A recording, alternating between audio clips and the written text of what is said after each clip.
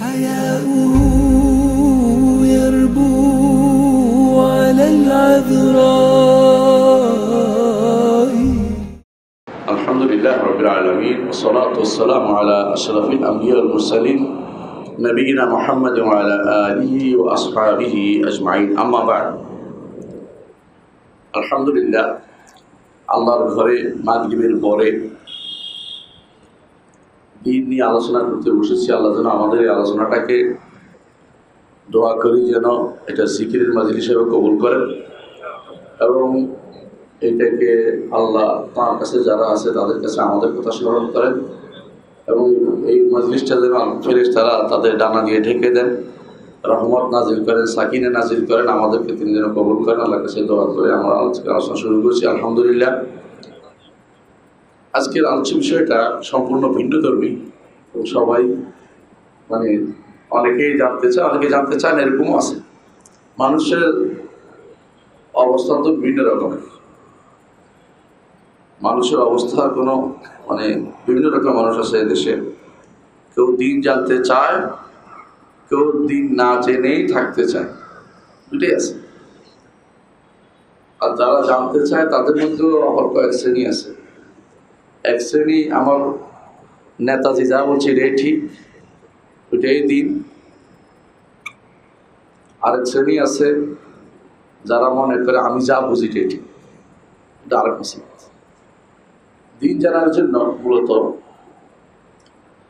সবসময় ওলামাদের অনুসরণ করতে হয়, আলেমদের। আজকে যে বিষয়টি আমরা আলোচনা করবো এই বিষয়টি সবচেয়ে বেশি অবহেলিত। কোনো ইউনিভার্সিটিতে পড়ানো হয় না, কোনো মাদ্রাসায় পড়ানো হয় না, সরকারি বেসরকারি কোথাও পড়ানো হয় না। আমি জানি না কেন এটা এত অবহেলিত হয়ে গেল। আমার মনে হয় একটা কারণ হচ্ছে এই জিনিসটার নাম ইসলামী রাজনীতি নাম দেওয়ার কারণে বোধহয় মানুষের ভিতরে একটা বিদ্বেষী আসছে। এটা ইসলামী রাষ্ট্র ব্যবস্থা আলোচনা করাই দরকার ছিল এই নামেই। তাহলে হয়তো এটা বল করতে গেলে আগ্রহ জন্মাতো, যেটা আমরা একটু শিখে নেব। ইসলামী রাষ্ট্র ব্যবস্থা এই কথাটার মধ্যে অনেকে আবর্তিত বর্তমানে। কবি বলেন, ইয়াকদি আলাল মারই ফি আইয়াম মেহনাতিহি ফায়ারা হাসানান মা লাইসা বিল হাসান। মানুষ যখন বিপদগ্রস্ত হয় তখন যা অসুন্দর তা সুন্দর তার কাছে লাগে, আর সুন্দরটা অসুন্দর মনে। আমরা আজ ইসলামকে নিয়ে এত বিপদে আছি এই কারণে যে ইসলামকে প্রত্যেকে দূরে সরে দিতে চায়। মনে হয়ে যেন তারা মনে করতে চায় ইসলাম যথেষ্ট না। অনেকে মনে করে, ইসলাম জিজ্ঞাসা করে আপনারা তারা দল করেন, কি দল করেন? বলবো যে আমরা দল করি লিবারাল ইসলামিক গণতান্ত্রিক পার্টি। তিনটা একসাথে হবে, লিবারাল থাকতে হবে, ইসলামিক ফ্লেভার থাকতে হবে, তো মূল হচ্ছে গণতান্ত্রিক পার্টি।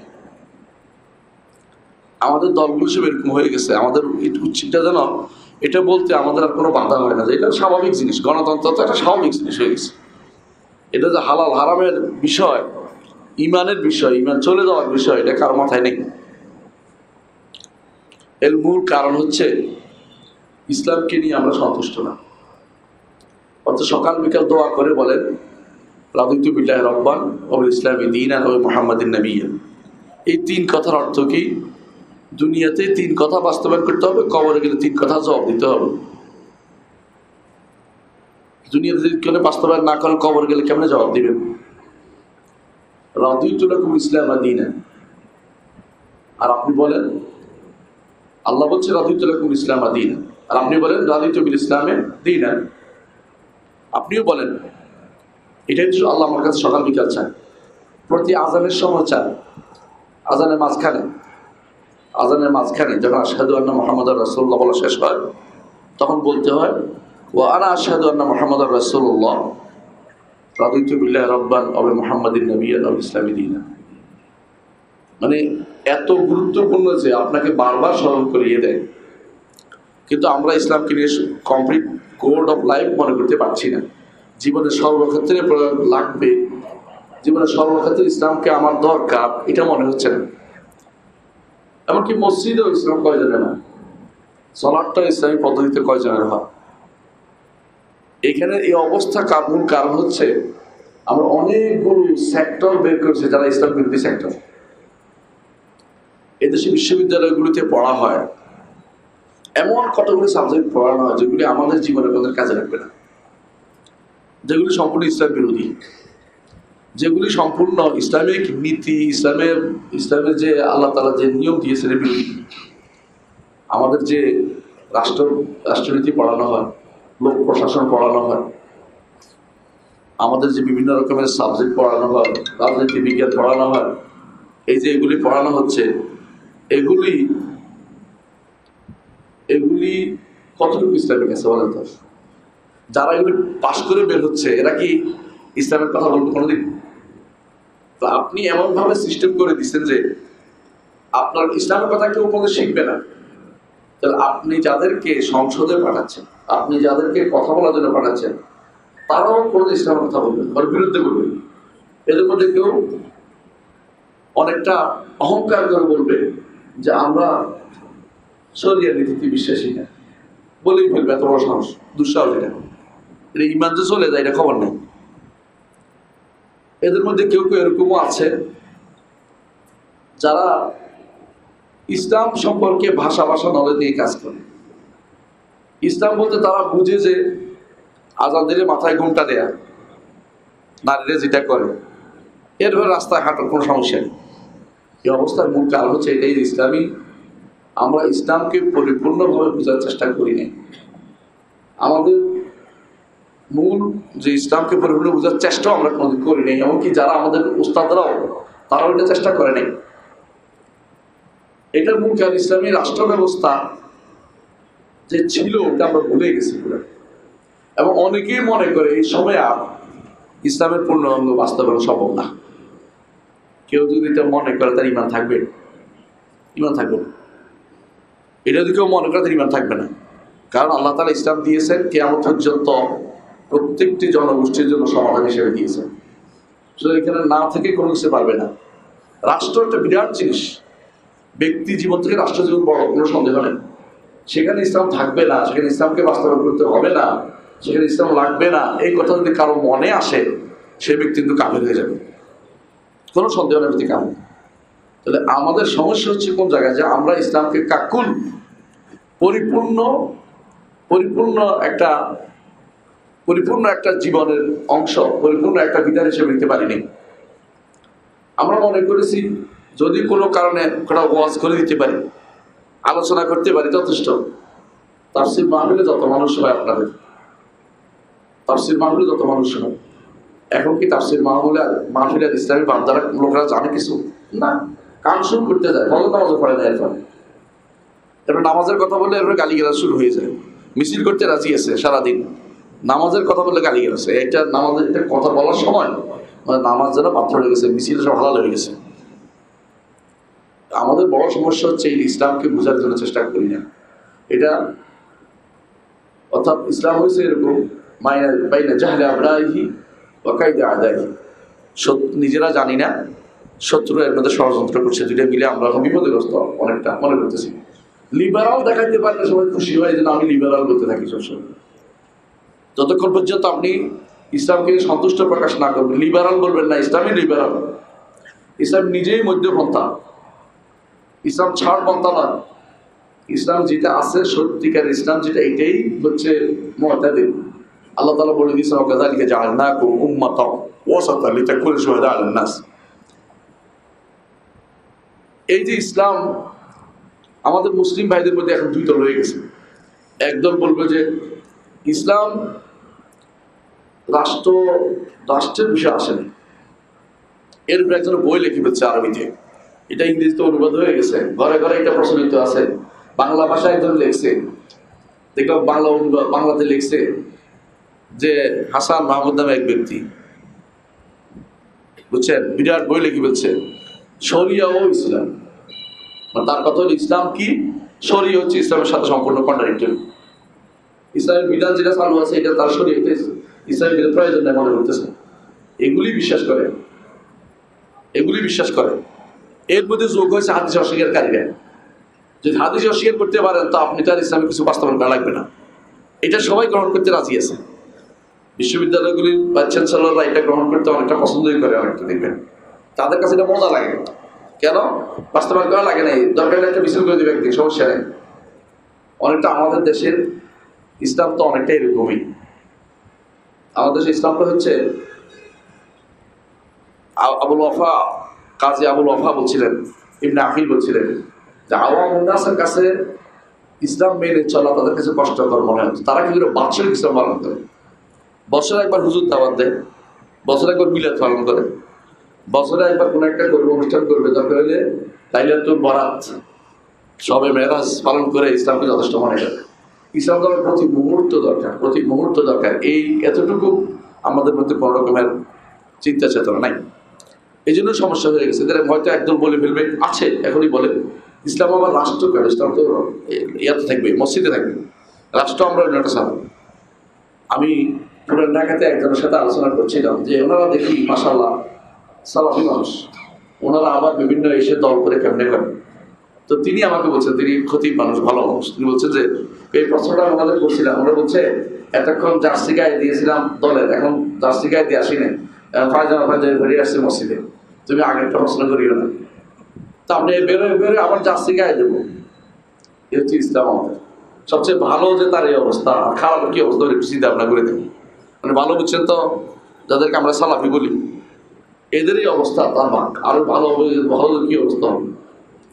সুতরাং ইসলামকে নিয়ে আমাদের মধ্যে কি আছে, ধোঁয়াশা আছে। ইসলামকে আসলে সত্যিকার অর্থে আমরা পরিপূর্ণভাবে চিনতে পারিনি। নিঃসন্দেহে ইসলাম দিন ও দৌলা, ইসলাম দিন ও দৌলা, ইসলাম রাষ্ট্র ও সরকার, দিন ও সরকার সব দুইটাই। ইসলাম দিনও আছে, ইসলাম সরকার ব্যবস্থাও আছে। ইসলামের সরকারি ব্যবস্থা দ্বারা চলেছে একদিন নয়, ইসলাম সরকারি ব্যবস্থা দ্বারা কতদিন চলেছে। উপনিবেশ শাসন আমাদের দেশে আসার আগ পর্যন্ত ইসলামী রাষ্ট্র ব্যবস্থায় ছিল। হ্যাঁ, কিছু জুলুম ছিল, মানুষ এটা ওইটা করেছে, মানুষের মধ্যে অপরাধ বোধ ছিল। অপরাধ বোধ তো বুঝেন, অপরাধ বোধ হলে আপনি ফজর নামাজ পড়তে দেরি হয়েছে, সূর্য উঠে গেছে, অপরাধ আছে না আমাদের ভিতরে, এটা অপরাধ বোধ। কিন্তু অপরাধ বোধ ওই সময় চলে যায় যখন মানুষ বলে আর গেছে কি হয়েছে, এটা অপরাধ বোধ, এটা হলো কুফরি হয়। ফজর নামাজ ছেড়ে দিলে কুফরি হয়। যে কোনো বিষয়ে, ইসলামের বিষয়ে যদি কোনো কেউ মনে করে বেপরোয়া হয়ে যায়, কি হয়েছে, তখনই মনে করবে যে কুফরি হয়ে যায়। ইসলামটা অনুমোদন করে, এই জায়গাতে আর সার নাই। কেন আমাদের মধ্যে একটা বেপরোয়া ভাব চলে আসছে, এই ভাবটা আগে ছিল না। কারণ আমাদের দেশে যারা পড়ে আসে, বিদেশ থেকে ডিগ্রি নিয়ে আসে, অধিকাংশ এইটা নিয়ে আসে। কাফের দেশ থেকে যারা ডিগ্রি নিয়ে আসতেছে, অধিকাংশ নিয়ে আসতেছে, অধিকাংশকে ওই দেশের সরকার এখানে জায়গা মতো বসাই দিচ্ছে। সুতরাং তারা আমাদের ইসলাম দিয়ে চালাবে, আপনি কিভাবে বিশ্বাস করতে পারেন? আপনাকে আগে ইসলাম সম্পর্কে প্রতি ঘরে জানাতে হবে, প্রতি মাদ্রাসায় জানাতে হবে, প্রতি পরিবারে জানাতে হবে, প্রতি সমাজে জানতে হবে, প্রতি রাষ্ট্রে জানতে হবে যে ইসলাম আমার জন্য, ইসলাম মানতে হবে, রাষ্ট্রের জন্য মানতে হবে, সমাজে মানতে হবে, পরিবারে মানতে হবে, মাদ্রাসায় মানতে হবে, সব জায়গায় মানানোর জায়গা হচ্ছে ইসলাম। কতটুকু স্পর্ধা হলে এই নারীরা যাদেরকে আপনার ছবি দেখছেন, এই জাতীয় একটা কমিশন দিতে পারে, প্রস্তাব দিতে পারে, এরা কি তোদের নিয়ে যাওয়ার মুসলমান নামও আছে? তো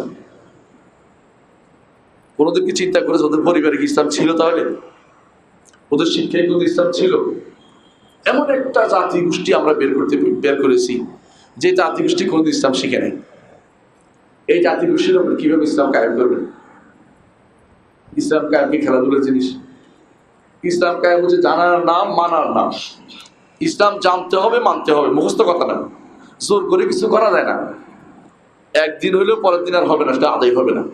এই যে অবশ্যই আমাদের বিশ্বাস করতে হবে ইসলাম দিন ও দৌলা, দিন ও দৌলা দুটো মিলে ইসলাম। দিনদারিও করতে হবে, দৌলার মধ্যেও দিনদারি আছে, অর্থাৎ দৌলা আলাদা, এটা যে ব্যক্তি মনে করবে সে ব্যক্তি ইসলাম থেকে বাইরে। এই কারণেই সেকুলারিজম ইসলামের বাইরে।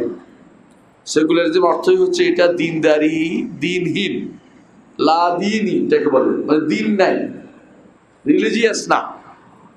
ঘরে থাকবে কিনা এটা দুই প্রকার আছে, একদল ঘরেও রাখতে চায় না, একদল ঘরে রাখতে চায়, তা ঘরে যাইছে তাকে। আবার যখন বাইরে আইনে আসবেন, আপনার ঘরেরটা পালন করতে পারবেন না, বাইরেটা নিতে হবে। কথা বুঝছেন? এইটা পরিপূর্ণভাবে আমাদের দেশে বাস্তবায়িত হবে। পরিপূর্ণভাবে আপনার ঘরে ইসলাম পালন করে, এটা চাচ্ছে না, নারীদেরকে বের করার বুদ্ধি করছে। নারী যদি কোনো আপনার ঘর থেকে বেরিয়ে চলে যায়, আপনি কার উপর ঘরে ইসলাম কার কোথায় থাকবেন? আপনার সন্তান ইসলাম মানবে না। আপনার সন্তান, ছেলে বলবে যে আমি মেয়ে, মেয়ে বলবে আমি ছেলে, মানসিকভাবে ছেলে, মানসিকভাবে মেয়ে। এরপরে কি হবে অবস্থাটা চিন্তা করে দিচ্ছেন? এটা তো আপনার ঘরেও ইসলাম পালন করতে দিচ্ছে না। এতদিন তো ঘরে আক্রমণ হলে ঘরে আক্রমণ করছে, ঘরে নাই, সমাজে নাই, রাষ্ট্রে নাই। আপনি কোন ইসলাম নিয়ে এখন কায়েম করার চিন্তা ভাবনা করতেছেন? ইসলাম কায়েম, দিন কায়েমের চিন্তা করতেছেন। দিন কায়েমের জন্য প্রথম কাজ হচ্ছে আপনাকে দিন জানতে হবে, জানতে হবে যে ইসলামের পরিপূর্ণ রূপটাকে বাস্তবায়ন করতে হবে। কিন্তু এই যে ইসলামের রূপ বাস্তবায়ন করতে হবে, এদের মধ্যে কেউ কেউ বলবে ইসলাম নিজেই তো একটা, ইসলাম নিজেই তো কি, ইসলাম হচ্ছে সোশ্যালিজম, সমাজতন্ত্র ইসলাম, একদম বলবেন। আরেকজন না না গণতান্ত্রিক ইসলাম, আরেকজন বলল না এটা হচ্ছে সেকুলার ইসলাম, আরেকজন বলবো যে আধুনিক ইসলাম, আধুনিক মন মানুষের সম্পন্ন মুসলিম, আধুনিক মন মানুষের সম্পন্ন, অর্থাৎ ব্যাকডেটে যেটা রাসূলুল্লাহ সাল্লাল্লাহু আলাইহি ওয়াসাল্লাম যুগ থেকে চলে আসছে ওইটা চলবে না, এখন নতুন পথ লাগবে। এটা কোথেকে চালু হয়েছে? ইউরোপ থেকে চালু হয়েছে। এটা তুরস্ক হয়ে বাংলাদেশে ঢুকছে, ইউরোপ থেকে চালু হয়ে তুরস্ক হয়ে বাংলাদেশে ঢুকছে। এবং ইসলামের নাম দিয়ে যারা কাজ করে ওদের মধ্যে এটা এখন প্রচুর পরিমাণে আছে, ভালো করে দেখবেন এটা। এবং অন্যরা আগে সাহস করতো না, এখন এটা ইসলামকে পরিবর্তন করে দিয়ে ইসলাম দিয়ে চালাই দিচ্ছে, এটার নাম ইসলাম, এটা বলতেছে। এদের অধিকাংশ রাসূলুল্লাহ সাল্লাল্লাহু আলাইহি ওয়াসাল্লামকে মানে না, অপব্যাখ্যা করে, তাদের মন মতো যেটা এটা মানবে, তারপরে জন্য জিকির আজকার করবে, কোনো সন্দেহ নেই। যখন ইসলামের বাস্তবায়নের প্রশ্ন হবে তখন সেখানে শরীয়ত মানে না, সুন্নাহ মানে না। ইসলাম আসলে কেউ চিনতে পারেনি, ওরকম ব্যক্তির মতো হয়ে গেছে ইসলাম। ভারতবর্ষের 7 ব্যক্তি হাতি দেখতে গেছিল, অন্ধ, 7 অন্ধ। একজনের পায়ের হাত দিয়ে বলছে যে হাতি হয়েছে খাম্বার মতো, আরেকজনে কানে হাত দিয়ে বলছে কুলার মতো। 7 জনের 7 রকম কইছে। আমাদের ইসলাম শরীফ মধ্যে কেউ পড়ায় নাই যে দেখতে চায়। দয়া করে ইসলামকে শেখার চেষ্টা করুন। ইসলাম সব দিক থেকে পরিপূর্ণ, সব দিক থেকে পরিপূর্ণ। ইসলামের বাইরের কোনো কিছু আনার সুযোগ নেই। আমি 2টা জিনিস নিয়ে অনেকদিন চিন্তা করছি। একটা হচ্ছে আল্লাহ তাআলা বলছেন আকমালতু লাকুম দীনাকুম, দ্বীনকে পূর্ণ করে দিয়েছেন। আবার বলছেন আতমামতু আলাইকুম নিয়ামতি। 2টা কেন বললেন? 2টা কেন বললেন? এই নিয়ে অনেকদিন চিন্তা করে যেটুকু পেয়েছি আলেমদের বক্তব্য, নিজের থেকে কিছু বলছি না। আল্লাহ তো পূর্ণ করে দিয়েছেন, আপনার কাছে কি নিয়ামত পূর্ণতা থাকবে কি থাকবে না? আপনি যদি চলতে চান আপনার জন্য আল্লাহর নিয়ামত পাবেন। শুধু যদি শরীয়ত নেন আপনি নিয়ামত হিসেবে থাকতে পারবেন। আর যদি আপনি আল্লাহর সহিত পূর্ণই থাকেন, আল্লাহর দ্বীন পূর্ণ, আপনি নিলেন না, আপনি আল্লাহর নিয়ামত থেকে দূরে সরে গেলেন। আল্লাহর নিয়ামত থেকে আপনি ভোগ করতে পারেন না। শরীয়ত যারা কাকুল পরিপূর্ণভাবে নিবে না, আল্লাহর বিধানকে যারা পরিপূর্ণ বাস্তবায়ন করতে চাইবে না সব জায়গাতে, এরা আল্লাহর নিয়ামতে থাকতে পারবে না। এদের মধ্যে সমস্যা হবেই হবে। ফামা জাযাউ মান ইয়াফআলু যালিকা মিনকুম ইল্লা খিজয়ুন ফিল হায়াতিদ দুনিয়া, দুনিয়ার জীবনে এদের জন্য অপমান থাকবে। ওয়া ইয়াউমাল কিয়ামাতি ইউরাদুনা ইলা আশাদ্দিল আযাব, কিয়ামতের দিন তাদেরকে কঠিন আযাবের দিকে নিক্ষেপ করা হবে। ওয়াল্লাহু গাফিরুন আম্মা তা'মালুন, আল্লাহ তোমরা যা করো তা বেখবর নন, তিনি জানেন সবকিছু কি করো। প্রত্যেকটা কাজ আমি কি করতেছি তারা এটা থাকবে, জানা থাকতো যদি আমাদের নেতাদের, আমাদের প্রত্যেকটি মানুষের, যে আমি যা করি আল্লাহ দেখছেন, তাহলে অন্যায়গুলি মুখ দিয়ে সাহস করে কথা বলা, কুফরি কালামগুলি সাহস দিয়ে বলতে হবে, কুফরি কালাম বলতে সব তা হবে, বেশিরভাগ সব কুফরি কালাম বলে। মনে রাখতে হবে ইসলাম, ইসলামী রাষ্ট্রের কাঠামো, আমি কয়েকটা কথা বলব। ইসলামী রাষ্ট্রের কাঠামো নির্ধারিত, কাঠামোটা নির্ধারিত, ভিতরে কিছু ইজতিহাদি জায়গা আছে। বলতে পারেন কি কি জিনিস ইসলামী রাষ্ট্র? ইসলামী রাষ্ট্র একটা আকীদা ভিত্তিক রাষ্ট্র। যে ব্যক্তি আকীদা পড়বে না তার ইসলামী রাষ্ট্র বাস্তবায়ন কোনো মানে হয় না। কথা বলছেন কিনা? একজন মানুষ আকীদাই মানে না, সে তো তখন যে কোনো একটা ইসলাম বানিয়ে দিবে, যে কোনো একটা ইসলাম বলে চালিয়ে দিবে সে। ইসলাম, ইসলামী রাষ্ট্র হচ্ছে একটা আকীদা ভিত্তিক রাষ্ট্র। 1 নম্বর জিনিস, আকীদা ভিত্তিক রাষ্ট্র। এখানে এক আল্লাহর সভরেন্টি, এক আল্লাহর সভরেন্টি, জনগণের সকল ক্ষমতার উৎস না, সংসদই না, সভরেন্টি এক আল্লাহ। এটা হচ্ছে আকীদা ভিত্তিক রাষ্ট্র, প্রথম আকীদা এটা। এবং এক আল্লাহ। আর দ্বিতীয়ত আকীদা হচ্ছে মুহাম্মদ রাসূলুল্লাহ সাল্লাল্লাহু আলাইহি ওয়াসাল্লাম আদর্শ মোতাবেক হতে হবে। এবং রসুল যাদেরকে আদর্শ বলে গেছেন তাদের আদর্শ মোতাবেক হতে হবে। এইটুকু আকীদা আপনার রাখতেই হবে। মনে করতে পারে শিখতে তো হবে। এখন আদর্শটা কি ছিল, রাসূলুল্লাহ সাল্লাল্লাহু আলাইহি ওয়াসাল্লাম যে আদর্শ, কোরআনে কারীম যে আদর্শ বলেছে, এটা তো শিখতে হবে আমাদেরকে। শুধু আকীদা ভিত্তিক 1 নম্বর কাজ, 1 নম্বর বৈশিষ্ট্য। দ্বিতীয় বৈশিষ্ট্য হচ্ছে ইসলাম শরিয়া ভিত্তিক, শরিয়ার উপর নির্ভর করবে। আল্লাহ তাআলা তার নবীকে বলেছেন, সুম্মা জাআলনাকা আলা শারিয়াতিন মিনাল আমর, আপনাকে আমরা অতঃপর শরিয়ার উপর রেখেছি। আল্লাহ নবীকে প্রতিষ্ঠিত করেছে শরিয়ার উপর। শরিয়া থেকে সরে কেউ যায় তাহলে নবীর তরিকা আর নাই, নবীর পদ্ধতিতে নাই। নবীর পদ্ধতিতে না থাকলে ঈমান থাকবে? ঈমানদার থাকে না, ঈমানদার থাকে না। এই কথাটা আমাদের ছোট বাচ্চাদেরকে বুঝাইতে হবে। প্রত্যেকটি ছোট বাচ্চা একেবারে ক্লাস 1 থেকে শুরু করে সর্বোচ্চ পর্যন্ত এটা মাথায় রাখতে হবে, এরপরে পড়তে হবে। এর থেকে যেদিন থেকে মানুষের থেকে দূরে সরে সেদিন থেকেই ব্যর্থ হয়েছে। যেদিন থেকে দর্শনের জয় জয়কার হয়েছে, কালাম শাস্ত্রের জয় জয়কার হয়েছে, সেদিন থেকে আমরা আমাদের লোকদেরকে ইসলামের উপর রাখতে পারছি না। তারা ওইটাকে প্রাধান্য দিচ্ছে, কারণ ইস্তেহসান, তার আকল ভালো লাগতেছে, এটাকে মজা লাগতেছে এটাকে। কারণ হারামের অনেকের কাছে হারামটা দুনিয়া দেখতে কিছুই না, তাদের আমলটাকে সুন্দর সুশোভিত করে দেখানো হয়েছে, তাদের কাছে এটা ভালো লাগতেছে। কতজন পাক্কা ইমানদার আছে তাদের কাছে খারাপ লাগবে হারাম। এই জন্যই তো সমস্যাটা হচ্ছে। তো দ্বিতীয় যে বৈশিষ্ট্য, এটা হচ্ছে কি শরিয়া ভিত্তিক, প্রত্যেকটা কাজ শরিয়ার উপর নির্ভর করবে। 3 নম্বর, এটার সাথে জড়িত বিচার, শরিয়া বিচার থাকে। বিচারটা শরিয়া হবে, শরিয়া মোতাবেক হবে। এখন এই যদি থাকতো আমার দেশে, কোনো নারীকে সাহস করে বলতে পারতো যে যারা প্রস্টিটিউট তাদেরকে কর্মীর মর্যাদা দিতে বলতে পারে কেউ? আমাদের মূল সমস্যা কোথায়, যে আমরা এইটুকু পড়াইও নাই, পড়িও না, মুষ্টিময় কিছু ছোট ছোট বই পড়ছি। এখন আমি ইসলাম কায়েম করে ফেলবো। ইসলাম অনেক গভীর জায়গা। এখানে আপনি যারা এখানে কথা বলবে, যে কোনো মানুষের কথা বলতে পারে না, স্বাভাবিকভাবে ইসলামিক হইতে পারে, ইসলাম সম্পর্কে তার জ্ঞান কম। ইসলামিক হওয়া আর ইসলামিক স্কলার হওয়া এক কথা নয়। ইসলামিক হওয়া ইসলামিক স্কলার হওয়া এক কথা নয়। কথা বুঝতে পারছি? একজন মানুষ যদি কোনো মসজিদে বা মন্দিরে গিয়ে বলে যে আমরা সবার আগে দেশ তো, তার আগে কেউ নাই, আপনি কি বুঝবেন এটা? সে ইসলাম বুঝে নাই। ইসলামিক হলেও ইসলাম বুঝে নাই। সবার আগে আমার ইসলাম সত্য, এতে কোনো সন্দেহ আছে? এটুকু তোকে বলতে সাহস করতেছে না এখন। কারণ এটা বলে হয়তো অনেকের ভোট ব্যাংক কমে যাবে, ফাটল ধরবে।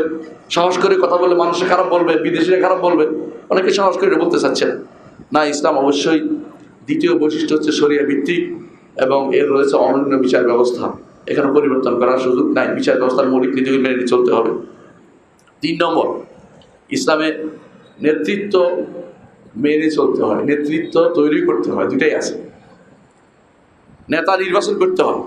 মুহাম্মদ রাসূলুল্লাহ সাল্লাল্লাহু আলাইহি ওয়াসাল্লাম এর সাহাবীরা রাসূলুল্লাহ সাল্লাল্লাহু আলাইহি ওয়াসাল্লামকে কবরে দেওয়ার আগে নেতা বানাইছে। কি বুঝাইলেন? যে সাহাবায়ে কেরাম বুঝাইলেন যে নেতা ছাড়া রাষ্ট্র চলে না, এবং সেই নেতা বানাইতে হয় কৃষির পদ্ধতি। তিনি বলে দেওয়া নেতৃত্ব থাকতে হয়, একটা নেতৃত্ব থাকতে হয়। 4 নম্বর, আইন প্রণয়ন যদি লাগে, আইন প্রণয়ন করা যাইতে পারে, তবে যেগুলি স্থায়ী জায়গাতে কোনো আইন প্রণয়ন চলবে না। স্থায়ীগুলি আইন আছেই, আইনগুলি শুধু লেখা বাকি। অস্থায়ী যদি কোনো কিছু হয় সেগুলি ইসলামে অনুমোদিত, তবে স্থায়ীর সাথে কন্ট্রাডিক্টরি হতে পারবে না, স্থায়ী নীতিগুলির সাথে কন্ট্রাডিক্টরি হতে পারবে না। বুঝাতে পারছে? যারা আপনাকে ট্রাফিক আইন করতে পারবেন, কিন্তু ট্রাফিক আইন যদি কোনো কিছু আর ইসলাম বিরোধী হচ্ছে এটা করতে পারবেন, কিন্তু আপনি মুসলিম পারিবারিক আইনে এমন কথা ঢুকাইতে পারবেন না যে নারীর যদি তালাক দেওয়া হয় তা আপনার সম্পদের অর্ধেক নারী দিয়ে দিতে হবে। আপনি কি ওরে পাগল পাইছে? কি জন্য ওর দিবে? এই আইন আপনি করতে পারেন না, কারণ এটা তো আপনি স্বভাবেতে হাত দিচ্ছেন, স্থায়ী জায়গায় হাত দিচ্ছেন, অপরিবর্তনীয় জায়গায় হাত দিচ্ছেন, এটা দিতে পারেন না। তাহলে এখানে আমাদের এই জায়গাটা ইসলামে অনুমোদন করে নাই যে আপনি যেখানে স্থায়ী মূল্যতে হাত দিবেন। আপনার চেয়ে আল্লাহ বেশি বুঝেন। আলা ইয়া'লামু মান খালাকা ওয়া হুয়াল লাতীফুল খাবীর। যিনি সৃষ্টি করেছেন তিনি ভালো জানেন কোন আইন দিয়ে মানুষকে শাসন করতে হবে। হ্যাঁ, মানুষের জন্য তিনি কিছু অ্যাক্সেস রেখে দিয়েছেন, শরিয়া বিরোধী হবে না, কিন্তু চলার জন্য কত ফুট রাস্তা হবে মানা করবে না, কত ফুট রাস্তা হবে, আপনি স্যাটেলাইট কোন জায়গায় বসাবেন এই নিয়ে ইসলাম মাথা ব্যথা করে না। হ্যাঁ, আপনার রাস্তার কোথায় আপনি কি বড় ধরনের পার্ক ব্যবস্থা করবেন, এটা তো শরীয়ত বলে না, নিষেধ করে নাই, কিন্তু আপনাকে কিছু নীতি মেনে চলতে হবে। এই নীতিগুলি আপনার মানা ফরজ। এগুলি নীতি স্থায়ী নীতি আপনাকে মেনে চলতে হবে। আর রাষ্ট্রীয় নীতি যদি কোনো শরিয়া বিরোধী এগুলো আপনাকে মেনে চলতে হবে। 5 নম্বর হচ্ছে 4 নম্বর তার শুরা ব্যবস্থা থাকবে। শুরা ব্যবস্থা পরামর্শ সরাবো থাকবে, এটা আলোচনা করবে ইনশাআল্লাহ। 5 নম্বর হচ্ছে মানবাধিকার থাকবে। ইসলাম মানবাধিকারের কথা বলে, কিন্তু মানবাধিকার কি জিনিস এটা বুঝতে হবে। মনে যা চায় তা মানবাধিকার না, আপনার কথা বলার অধিকার। তাই বলে আপনি আরেকজনের গীবত গাওয়ার অধিকার দেওয়া হয়নি, অথবা মিম্বরে উঠে রাষ্ট্র সরকারের বিরুদ্ধে অযাচিত হামলা করতে বলা হয়নি। আপনাকে শরিয়া মানবাধিকার অর্থ মানবাধিকার ওইটার নাম একটা ছোট আমাদের একজনকে বুঝাইছে এটা, যেটা মানবাধিকার মূল জিনিস হচ্ছে একজন ধরে কথা বলবে টুপি চেপে ধরে রাখছেন তো মরে যাবে। ছোট বাচ্চার কথা টিভি চেপে ধরে কথা না বলতে পারলে, এইটা হচ্ছে মানবাধিকার। মানবাধিকার ওইটা না আপনি যেটা চিন্তা করে গবেষণা করে মনের ভিতরে আসছে ছেড়ে দিলেন, এটা মানবাধিকার বিষয় না। এটা দেখতে হবে আগে শরিয়ার সাথে মিলে কিনা, তারপর এটা মানবাধিকার হবে। কথা বুঝছেন কিনা? তারপর অধিকার হবে, মানবাধিকার না। মানবাধিকার হচ্ছে যেটা মানুষ জন্মসূত্রে লাভ করে। জন্মসূত্রে যে লাভ করে, আপনার শরীর নিয়ে জন্মসূত্রে আসছেন, এখন যে কেউ বলে হাতেরটা কেটে ফেলে দিতে হবে, এটা মানবাধিকার লঙ্ঘন। কিন্তু মানবাধিকার এটা নয় যে আপনার গায়ের মধ্যে সবাই বসে আছে আপনি গান বাজাবেন, মানবাধিকার। মানবাধিকার না, এটার নাম এই যদি মানবাধিকার চলে না ইসলামে, এটা কোথাও মানবাধিকার স্বীকৃত না। কিন্তু ইসলাম মানবাধিকার দিয়েছে যে একজন রাসূলুল্লাহ সাল্লাল্লাহু আলাইহি ওয়াসাল্লামের সাহাবী ওমর রাদিয়াল্লাহু আনহু বলছেন, মাতা তাআব্বাদতুমুন নাস ওয়াকাদ ওয়াল্লাদকুম উম্মাহাতুকুম হারারা, তোমরা কখন মানুষকে দাস বানিয়ে ফেললে, তাদের মায়েরা তাদেরকে স্বাধীন হিসেবে জন্ম দিয়েছে। এটা হচ্ছে ইসলামের মানবাধিকার। একজন মানুষ যদি দাস হিসেবে যুদ্ধের ময়দানে না পাওয়া যায়, কাউকে দাস বানানো যায় না, কারোর উপর জুলুম করা যায় না, জোর করে তার অধিকার হরণ করা যায় না। তার থাকার অধিকার আছে, তার বাঁচার অধিকার আছে। তাকে এইভাবে কষ্ট করে জেলে ফিরে এখন 20 বছর পর্যন্ত, এরপরে প্রমাণিত হবে যে সে তো নির্দোষ ছিল। এই 20 বছর কে দিবে? এই 20 বছরের খাসারা কে দিবে? তার তো বাইরের বাতাস নেওয়ার অধিকার ছিল, নিঃশ্বাস নেওয়ার অধিকার ছিল, বন্ধ করছে। এটা তো মানবাধিকার।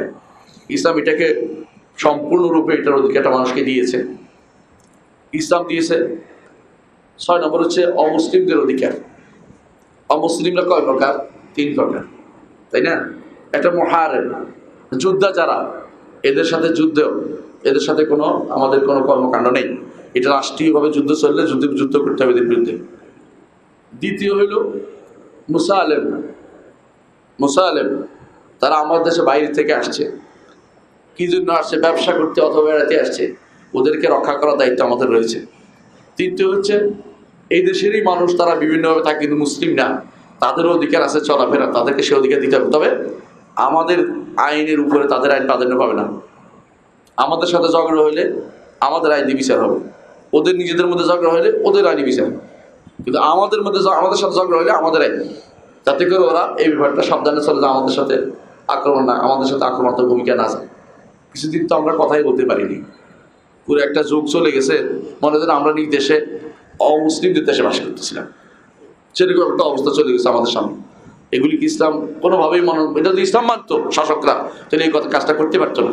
কারণ আমাদের অধিকারটা নষ্ট করেছে এবং আমরা অন্যদের দ্বারা শাসিত হয়ে গেছিলাম পুরো দেশটা। 7 নম্বর হচ্ছে আন্তর্জাতিক সম্পর্ক থাকবে। এই 7টা বিষয় থাকবে।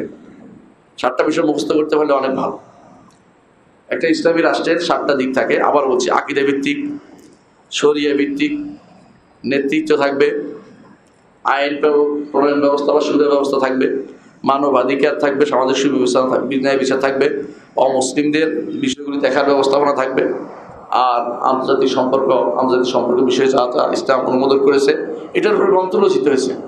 ইমাম আউজাঈ সিয়ার লিখছে, সিয়ার আন্তর্জাতিক সম্পর্ক বিষয়। ইমাম মুহাম্মদ লিখছে সিয়ার আল কাবির, সিয়ার সগীর, 2টা বই লিখছে এর উপর, আন্তর্জাতিক সম্পর্কের উপর। আর আমরা এখন আন্তর্জাতিক সম্পর্ক পড়তে হলে ইন্টারন্যাশনাল রিলেশন অমুক সাবজেক্টে পড়ো, সেখানে জিজ্ঞাসা করলে বলতে পারবে না যে আন্তর্জাতিক সম্পর্কের প্রথম বইটা কে লিখছিল। খুঁজে একটা ইহুদি নাসারা বের করবে, ও মুখে লিখছে। কিন্তু মুসলিমদের বই তারা নিজেরাই পড়েনি। আমাদের যারা ইসলাম নিয়ে কাজ করে, ওরা কি এই বইটা পড়ছে কোনোদিন? ওদেরকে জিজ্ঞাসা করেন এই বইটা দেখছে কিনা, পড়ার দূরের কথা, এটা পড়তে পারে কিনা। পড়তে পারলেও তো বিশাল ব্যাপার। তার আরবিও তো জানে না, তা আরবি তৈরি করতে চায় না। এমন একটা শ্রেণী তৈরি করতে চায় যারা শুধু ব্যাঙের মতো লাফাবে, কিন্তু কিছু জানবে না তারা। এরকম একটা গোষ্ঠী তারা তৈরি করেছে। ইসলামী রাষ্ট্রের রূপরেখা আমি বললাম। ইসলামের সে মৌলিক বিভাগ কয়টা? 3টা। একটা হচ্ছে শাসন বিভাগ, একটা হচ্ছে আইন বিভাগ, একটা হচ্ছে বিচার বিভাগ, তিনটা হয়ে গেছে, বুঝছেন তো? শাসন বিভাগ তো বুঝছেন, তারপরে আইন বিভাগ থাকবে, মানে সুরা যেটাকে বলছি। বিচার বিভাগ আলাদা, যারা মানুষের মধ্যে শান্তি শৃঙ্খলা বজায় রাখবে। এর বাইরে কিছু তিনটা বিভাগ আছে। একটা হলো হিসাব বিভাগ। মানুষের এই হিসাব অর্থ এই নয় যে আমি তদারকি করা, এটার অর্থ মুহাসাবাও করবে, কাজ কি করছি কিনা, দায়িত্ব পাইছেন যে করছেন কিনা, আপনার দায়িত্ব কি, এগুলো সব দেখার দায়িত্ব ইসলামী বিভাগ থাকবে অধীন। আর একটা থাকবে বাইতুল মাল, কোষাধ্যক্ষ যেটা বলে, কোষাগার যেটাকে বলে। আরেকটা হচ্ছে সর্বোচ্চ ওলামা পরিষদ। সর্বোচ্চ ওলামা পরিষদ কেন? এরা পাহারার মতো কাজ করবে। এরা যদি থাকতো, এই নারীরা আজে বাজে কথা বলার সুযোগ পেত না। এরা যদি থাকতো, ইসলামিক কাজ ইসলাম বলে চালিয়ে দিতে পারতো না। আর আমাদের এটাই চালিয়ে দেওয়া হচ্ছে ইসলাম বলে। আরো দুর্ভাগ্য বিষয় হচ্ছে, সর্বোচ্চ ওলামা পরিষদ আপনি বাড়াবেন কি কার দিয়ে জানেন? স্পেশাল পকেটের লোক দিয়ে, যাতে করে যা বলেন তা সিগনেচার করে দেয়, কোনো কথা না বলে। আমরা এতদিন এটাই দেখেছি, আবারও এটা হতে দেরিনি। এই জন্য তো অনেক সময় আমরা বলি না এটার কথা। কেন বলি না? এরপর আপনি আমেরিকা বানাবেন, আমার এরপর কথা বলতে দিবেন না মসজিদে। আফগানিস্তানে এখন যা হচ্ছে ভালো করে আপনারা জানেন, বিস্তারিত না বলি, বুঝতেই পারছেন আপনারা। তো সর্বোচ্চ ওলামা পরিষদ হওয়ার দরকার ছিল, যারা ছিল তারা জ্ঞানে গুণিতে এলমে সব দিক থেকে পূর্ণ। এখন যত বড় ফাঁকা আওয়াজ তত বড় আল্লামা। নাটক করতে পারলে আল্লামা, নাটক করতে করতে আলেম হয়ে যাচ্ছে। বুঝলেন? আল্লামায় নাটক। আবার কেউ গান গাইতে গাইতে আল্লাহ, গান গাইতে গাইতে আল্লামা হয়ে গেছে। কোরআন এবার তো কোরআন তাফসির করতে বই দিলে মরে যাবে একটু পড়তে। হ্যাঁ, কেউ কেউ বার্সিটির মাল হয়ে আল্লামা হচ্ছে। আল্লামারা শেষ নাই। দিন পড়ার ও বোঝায় লেগে থাকতে হয়। দিন এমন এক জিনিস, আপনি যদি 2 মাস না পড়েন ভুলে যাবেন। দিন প্রতি রাতে আবার পড়ার বিষয়, প্রতিদিন পড়ার বিষয়। দিন এমন নয় যে আমি হয়ে গেছি আর কিছু লাগবে না। যে ব্যক্তিটা মনে করবে সে বড় জাহেল, আজ হালুন্নাস, এরকম মানুষ বিরুদ্ধে যারা আজ অহংকার করতেছে আমি এটা করছি ওইটা করছি, তাদেরকে জিজ্ঞাসা করা দরকার আসলে কি বলছেন। বোঝা যায় আপনার কর্মকাণ্ডে। বুখারী পড়েছে 40 বছর ধরে, তাওহীদ ঠিক করতে পারে নাই। বুঝলেন নাই? বুখারী পড়েছে 40 বছর ধরে, সালাতটা আমার শুদ্ধ হয়নি। সালাত পড়ে কেমনে হেরে জিজ্ঞাসা করতে কিন্তু হয়নি। বুখারী আপনি কি জন্য পড়ছেন? দেখানোর জন্য আপনি বুখারী পড়ান। আপনি বুখারীর ওস্তাদ, বুখারী যা বলছে তা মানে না, বুখারী পড়েন কি জন্য? দেখি আপনাদের কোন এর বাইরে কি আছে, এই জন্য তারা মনে করে যে বুখারী কেন পড়বো। এটা বুখারী পড়ে বুখারী রদ করার জন্য। যখন একটা হাদিস আসবে বলছে আমাদের ইমাম এটা বলেন নাই, আমাদের অমুক এটা বলেন নাই, এটা অমুক ব্যাখ্যা হইতে পারে, এটা এখন চলতে পারে না, এরকম কথাবার্তা চলে আসবে। কারণ তারা দিন শিখার জন্য আলেম হয় না, দিনকে নিজের মন মতো করার জন্য আলেম হয়েছে। দিনকে বাস্তবায়ন করার জন্য আলেম হয় না, দিনকে নিজের মন মতো বাস্তবায়ন করার জন্য আলেম হয়েছে। দিনকে কামাহু, যেভাবে দিন আছে এইভাবে শিখার চিন্তা তারা করে না। মোট কথা এটাই। এই বিভাগসমূহ হচ্ছে ইসলামী রাষ্ট্রের কাঠামো, যেটা আমরা চাচ্ছিলেন। ইসলামী রাষ্ট্র কি? এগুলো ইসলামী রাষ্ট্র। ইসলামী রাষ্ট্রের জন্য কী দরকার? তাহলে প্রথমে দরকার একজন রাষ্ট্রপ্রধান, তাই না? রাষ্ট্রপ্রধান দরকার না? একটা রাষ্ট্রপ্রধান দরকার। আর কি দরকার? জনগণ দরকার। আর কি দরকার? একটা ভূমি দরকার, জায়গা দরকার। এই তিনটা পরিপূর্ণভাবে বাস্তবায়িত হয়েছিল মুহাম্মদ রাসূলুল্লাহ সাল্লাল্লাহু আলাইহি ওয়াসাল্লামের সময়, যখন তিনি মদিনায় গিয়েছিলেন। মদিনাতে আউস ও খাজরাজ ছিল জনগোষ্ঠী। তারা কেমন মানুষ ছিলেন? ঈমান আমলে পরিপূর্ণ। আল্লাহর ওয়াদা তখন বাস্তবায়ন হয়েছে। ওয়াদাল্লাহুল্লাযিনা আমানু ওয়া আমিলুস সালিহাতি লা ইস্তাখলিফান্নাহুম ফিল আরদি ওয়া লা ইউমাক্কিনান্না লাহুম দীনাহুমুল্লাযী ইরতাদা লাহুম ওয়া লা ইউবাদদিলান্নাহুম মিন বা'দি খাওফিহিম আমনা ইয়াবুদুনানি লা ইশরিকুনা বি শাইআ। আল্লাহ তাআলা ওয়াদা করেছেন। আল্লাহর ওয়াদা কি বাস্তবায়ন না হয়ে পারবে?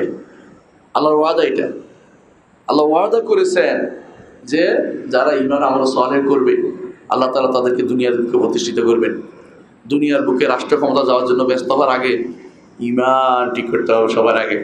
ঈমান ও আমল সালেহ যদি থাকে আল্লাহই আপনাকে বসাই দেবে। বিশ্বাস করুন, যদি আপনার এই এলাকাটা, ধরেন এই এলাকা আপনি আছেন ড্যামরা এলাকা, সবগুলিকে আপনি ঈমানদার বানাইতে পারেন, কারা ভোট দিবে? কাদের ভোট দিবে? মেম্বার কে হবে? এদের মধ্যে থেকে একজন হবে। চেয়ারম্যান কে হবে? এদের মধ্যে তো ভালো ঈমানদার থেকে একজন হবে। এমপি কে হবে? ঈমানদার থেকে একজন হবে। তাতে ভুল বলছি না? আমি ভুল বলছি?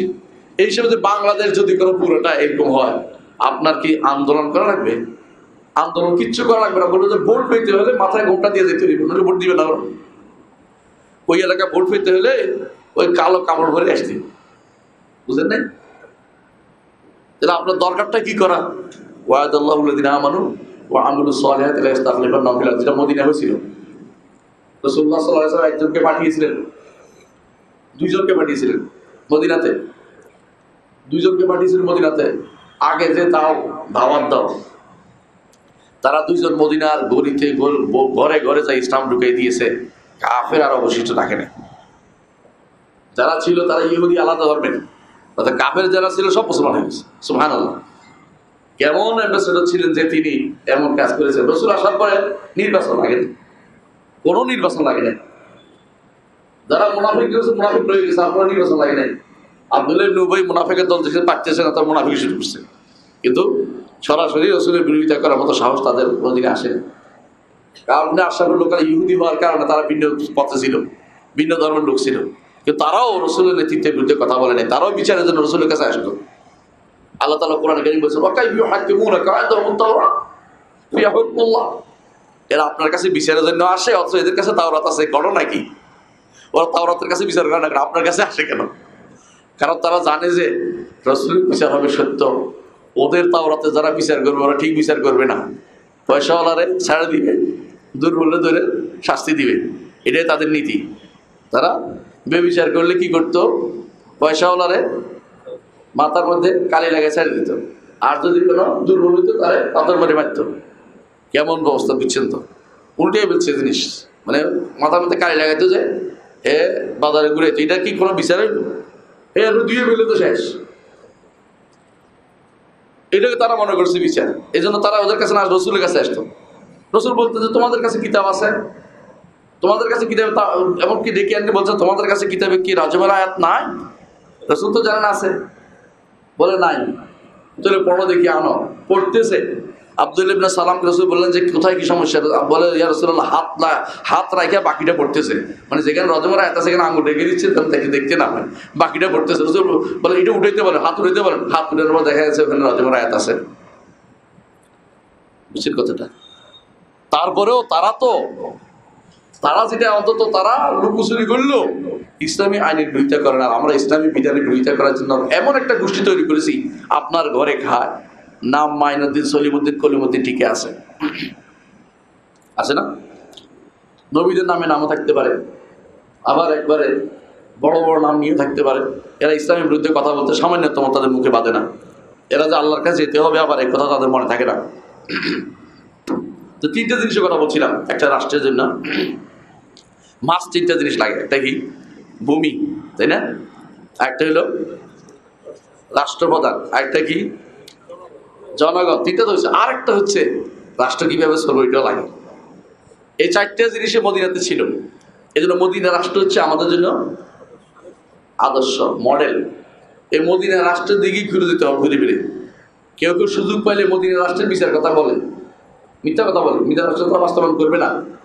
মদিনা সনদ দিয়ে সে নাকি বিচার করবে, কেউ কেউ বলে। মদিনা সনদ বিচার, তোমার মতো নারী কি রাষ্ট্রপ্রধান হইতে পারে? ইসলামী দৃষ্টিকে রাষ্ট্রপ্রধান মদিনা সনদ দিয়ে বিচার করবে, তুমিই নাই। মদিনা সনদ দিয়েছে বিচার করবে, ফাইজাই বেশি আরেকজনের ক্ষতি করার জন্য। দুনিয়ার সব শয়তান একত্র ছিল, সবদিকে কতগুলি শয়তান একত্র ছিল, বলতেও পারবেন না। বলা যতক্ষণ পারবেন এখন বলে যান, পরে হয়তো নাও বলতে পারেন। আবার এই সময় যা বলার সব বলে দিবেন, পরে এগুলি যে বারবার শোনাবেন। এটা আগের কথা বলা হচ্ছিল, মনে রাখবেন।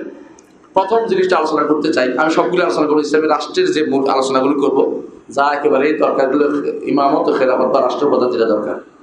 এখানে দেখবেন কেউ বলবো যে এটা ইমামত, আমি ইমামত বলবো না, ইমাম বলবো না, খলিফা বলবো, কেউ বলবো আমির বলবো, কেউ বলবো আমি রাষ্ট্রপ্রধান বলবো, কেউ প্রেসিডেন্ট বলবো, কেউ বলবো আমি প্রধানমন্ত্রী বলবো। এগুলি আমাদের কাছে বড় ধরনের বিষয় না। বিষয় হচ্ছে কি নীতিতে চলতেছে। তবে কিছু নিষিদ্ধ আছে। মালিকুল আমলাক বলতে পারবেন না, মালিকুল আমলাক বুঝছেন, শাহানশাহ, রাজাধিরাজ বলতে পারবেন না। ইসলামী কিছু নিষেধাজ্ঞা দিচ্ছে, ওইটা বলতে পারবেন না। কিন্তু এমন যেই নামে দেন না কেন আপনি, এটাকে যদি রাখাল নাম দেন আমার আপত্তি নেই, কিন্তু মূল কথা হচ্ছে কি করবে, তার ক্ষমতা কি, এটা জানতে হবে। ইসলামের পদ্ধতি কি, কোন পদ্ধতি ইসলাম কি? একটা কথা অনেকে সবসময় শুনে আসেন, এটা বলবেন ইসলামের পদ্ধতি কি রাজতন্ত্র নাকি ভিন্ন জিনিস? ইসলামের আসলে রাজতন্ত্র জিনিসটা, ইসলামের এই পদ্ধতিটা রাজতন্ত্রের পদ্ধতি না, সুতরাং তাই না, কোনোভাবেই না। কিন্তু রাজতন্ত্র ইসলামের অনেক বেশি কাছে। কেন কাছে বলে জানেন? সারা দুনিয়ার মানুষ স্বীকার করে, আপনি এখন তর্কে উঠেন না কেন, আপনারা জিয়াউর রহমানের ভালোবাসেন বলেই তার নাতি পুতি বউ ভূত ছেলেদের ওদের তো দলে থাকেন, তাই না? বিশ্বাস করবেন না এটা? আরেকজন শেখ মুজিবুর রহমানের ভালোবাসছে বলেই তাদের পিছনে পিছনে হাসছে, ঠিক না? তো বোঝা গেল মানুষ যতই চেষ্টা করুক না কেন, বটবৃক্ষকে মানুষ মনে করে একটা বিশাল কিছু। পরিচিতির মাধ্যমে মানুষ থাকতে চায়, অপরিচিতের কারণে মানুষ ভোট দিতে চায় না। মানুষ যখন দেখে অমুকের গোষ্ঠীর মধ্যে ভালো কাজ করেছে, তখন বলে যে ওই ভালো পারবে আমাদের ভালো কিছু করতে। তাহলে বোঝা গেল আপনি যতই বলেন না কেন যে তথাকথিত গণতন্ত্র, ঠিকই রাস্তার কাউরে বানান না, খোঁজ দেন এইটা কেমন কাজ করে, তার আর কি পরিবার কি, কেমন কি পরিস্থিতি কি, তখন তার ভোটে চিন্তা ভাবনা করেন সে কি দান করে কিনা, এলাকাতে যখন মানুষের বন্যা হয়েছিল আসছিল কিনা, আপনি ওইটাও দেখেন। এর অর্থ হচ্ছে এই জন্য ইসলাম বলেন রাজতন্ত্র অনেকটাই ইসলামের কাছাকাছি। তবে রাজারা সব ইসলামিক পদ্ধতি আমি বলবো না, ইসলামিক পদ্ধতি অনন্য, কোনো সন্দেহ নেই। এটা খেলাফত পদ্ধতি অনন্য, এটা খেলাফত। রাসূলুল্লাহ সাল্লাল্লাহু আলাইহি ওয়াসাল্লাম এটাই বলছেন। খেলাফত শব্দের অর্থ কি? খেলাফত শব্দের অর্থ কি বলতে পারবেন? প্রতিনিধিত্ব। আহসানতা। খেলাফত অর্থ হলো প্রতিনিধিত্ব।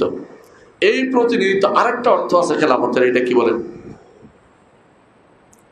আরেকটা অর্থ আছে খেলাফতের, হ্যাঁ কি না, খেলাফতের একটা অর্থ আছে প্রতিনিধিত্ব, কোনো সন্দেহ নেই। এই হিসাবে আছে, পরটা পরে বলতেছি। এই হিসাবে আপনি কিসের প্রতিনিধি? আপনি একটা হচ্ছে উত্তরাধিকার, খেলাফত তো খলিফা, আপনি একজন চলে গেছে আরেকজন স্থান নিছে, আর প্রতিনিধি হচ্ছে আরেকজনের পক্ষ থেকে আপনি দায়িত্ব আদায় করতেছেন। যখন আপনি খলিফা হবেন, অর্থ হচ্ছে আপনি আল্লাহর বিধান প্রবর্তনে আপনি এই কাজটা করে যাবেন, আপনার দায়িত্বপ্রাপ্ত হয়েছেন, দায়িত্বপ্রাপ্ত। আর যখন আরেকটা খলিফা, অর্থ হচ্ছে একজন নাই আরেকজন তার স্থলাভিষিক্ত হয়েছে। স্থলাভিষিক্ত হওয়ার অর্থে কিন্তু আমরা খলিফা বানাই না, কারণ স্থলাভিষিক্ত আল্লাহর কোনো স্থলাভিষিক্ত কেউ নাই, আমরা প্রতিনিধি বানাই আল্লাহর বিধানকে বাস্তবায়ন করার জন্য, তাদের কাজ উঠে। বুঝে আসছে কথাটা? এখন একজন আরেকজনকে দেখার ভিত্তিতে আপনার যখন বাসা থেকে চলে যান, সফরে যান, তখন কি বলেন? আল্লাহুম্মা আনতাস সাহদু ফিস সাফর ওয়াল খলিফাতু ফিল আহলি ওয়াল মাল। আল্লাহ, আমি চলে গেলেও আপনি আমার পরিবারকে দেখে শুনবেন, আল্লাহ দেখবি, দেখার দায়িত্ব, বুঝেন না? এইটা হচ্ছে তাদের দায়িত্ব। এই হিসেবে তারা দেখারও দায়িত্ব রয়েছে, উম্মতের তাদের অধীন যতগুলি মানুষ এদেরকে দেখার দায়িত্ব তাদের রয়েছে। এই হিসেবে তারা কি খলিফা, বুঝছেন তো কথাটা? দেখার দায়িত্ব হিসাবে, রাখাল হিসাবে, কুল্লুকুম রাইন বা কুল্লুকুম মাসউলুন আন রাইয়াতি, এই হিসাবে হচ্ছে তাদের কাজ। এই খেলাফত প্রতিষ্ঠা করা বা এই ইমামত প্রতিষ্ঠা করা, এটা হচ্ছে ফরজে আইন, ফরজে কিফায়া। এটা হচ্ছে ফরজে কিফায়া, না হলে সবাই গুনাহগার হবে, এটা ইজমাই মাসালা। তবে এইটাকে খেলাফত বলেন আর ইমারত বলেন, এটা হচ্ছে আপনাদের পার্থক্য। খলিফা হওয়াই নিয়ম, মুসলিম বিশ্বের একজন খলিফা হবে, এটাই নিয়ম। ভিন্ন ভিন্ন অবস্থা কখন হয়? যখন এটা হওয়া সম্ভব হয় না তখন। এখন যেমন আমাদের এখন অবস্থা বিরাজ করছে, যে অবস্থাটা কখনো প্রশংসার জিনিস না, আর এটা হওয়া এখন প্রায় অনেক দুর্ব্যবহার হয়ে দাঁড়িয়েছে, যে সবাই মিলে একজনকে খলিফা বানাবে। কারণ বাংলাদেশি বলবে যে আমি আমার এলাকার লোক চাইকে খলিফা, পাকিস্তানি বলবে যে আমার এলাকার লোক খলিফা হবে, হ্যাঁ, ইন্দোনেশিয়ান বলবে যে আমরা সবচেয়ে বড় রাষ্ট্র বিশ্বের মধ্যে, জায়গার দিক থেকে মানুষের দিক থেকে না হইলেও আমাদের দেশে খলিফা হবে। আর ওরা বলবে যে অসম্ভব, ওরা তো ইসলামে জানে না, ওরা কিসের খলিফা হবে। আর তুরস্ক বলো আমরা লিড দিছি সারা বিশ্বকে, আমরাই খলিফা হবো। এই বেদালে কেউ কিন্তু শান্তি পাবে না। খেলাফত আন্দোলন করলে খেলাফত পাওয়া যায় না, এটা খুব ভুয়া না। খেলাফতের জন্য মূল কাজ হচ্ছে ইসলাম দিয়ে মানুষকে বোঝান, জাতীয়তাবাদ ছাড়েন, একজন যোগ্য ব্যক্তিকে মানেন। এই মাথা যেদিন আসবে সেদিন আপনার বাঙালি বলবে না যে বাঙালি হইতে জরুরি না, পাকিস্তানি বলবে পাকিস্তানি হওয়া জরুরি না, আরবি বলবে যে না আরবিয়ান হওয়া জরুরি না। যদি কোরাশি হওয়া তো এমনি খেলাফতের শর্ত, খলিফা হওয়ার শর্ত। সেই হিসাবে যদি কোনো আরবি না হয়, খলিফা আরবি কোরাশি হয়েই যায়, অর্থাৎ কোরাশি হয়, সেদিকে আরবি ভাষী কোনো কারণে না শিখলো, তারপর কোনো অসুবিধা যায় আসে না। কিন্তু সাধারণত আরবি সত্যিকার যারা কোরাশি, তারা আরবি ভাষা থেকে ছেড়ে আসেনি। আমাদের দেশে অনেক কোরাশি আছে, হ্যাঁ, ভারতে আছে অনেক কোরাশি, বা হামলা করে দেখি মুসলমান দেশে, নামও বলে কোরাশি, প্রত্যেকে কোরাশি নাম দিলে হয়। অধিকাংশ অনেক এরকম কোরাশির অভাব নাই, মিথ্যাচার। বাংলাদেশে অনেক আছে ফির সৈয়দ, সৈয়দ কি, হ্যাঁ, যে বাপের নাম সৈয়দ আলী ছিল, সৈয়দ হয়েছে, এখানে সহিহ লুক থেকে মান বাত্তা বি আমালুহু লাম ইউসরা বি নাসাবু, যার আমল তাকে দূরে সরিয়ে দিবে, ইসলাম তাকে তার নসব বংশ তাকে আগিয়ে দিবে না। সুতরাং ইসলাম শুধু এক জায়গায় রেখেছে। কুরাইশকে কেন মানতে বলেছে? একটাই কারণ। কেন? আন্নাসু তাবুল লিকুরাইশ বাররুহুম লিবাররিহিম ফাজিরুহুম লিফাজিরিহিম। রাসূলুল্লাহ সাল্লাল্লাহু আলাইহি ওয়াসাল্লাম বলেছেন মানুষ কুরাইশের অনুসারী থাকবে কিয়ামত পর্যন্ত এই আমল এটার মধ্যে। কারণ নেককার অনুসরণ করে, বদকার তাদের বদকার অনুসরণ করে। যোগ্য দেখে রাসূলুল্লাহ সাল্লাল্লাহু আলাইহি ওয়াসাল্লাম কুরাইশি, নেককার রাসূল অনুসরণ করছে, আর আবু জাহেল কুরাইশি, বদকার সব আবু জাহেল অনুসরণ করছে। বুঝছেন তো? মানে নেকের বদের উভয় দিক থেকে কুরাইশিদেরকে সবাই দুনিয়া মেনে নিয়েছে, এখনো সেটা মানবে, এটাই স্পষ্ট। এই জন্য রাসূল তাদেরকে এটা বলেছেন যে এই থাকতে এখনো আমরা যে কুরাইশি দেখি মনে করি যে এদের যোগ্যতা বেশি। অনেক মানুষ মনে করে এটা, কারণ এলমের দিক সব দিক থেকে ভালো থাকে, যে এলম না থাকলে কুরাইশি দিয়ে কাজ হবে না। অনেকে আসে 36 নম্বর ফ্রি মেশনে যুক্ত আছে, আবার রাষ্ট্রপ্রধানও আছে, আবার দাবি করে আমি হাসেবি, কারণ না বলবো না, আমরা বুঝে নিতে পারলে বুঝে না থাক। এরকম ফ্রি মেশনের যুক্ত 36 নম্বর বুঝে একটা ধাপ আছে ফ্রি মেশন। ফ্রি মেশন জিনিসটা শিখতে পারলে জানতে পারলে অনেক লম্বা জিনিস বলতে পারবো না, এক সময়। মনে রাখবেন রাষ্ট্রপ্রধান নির্বাচন করতে হবে, এটা মুজমা আলাইহি মাসালা।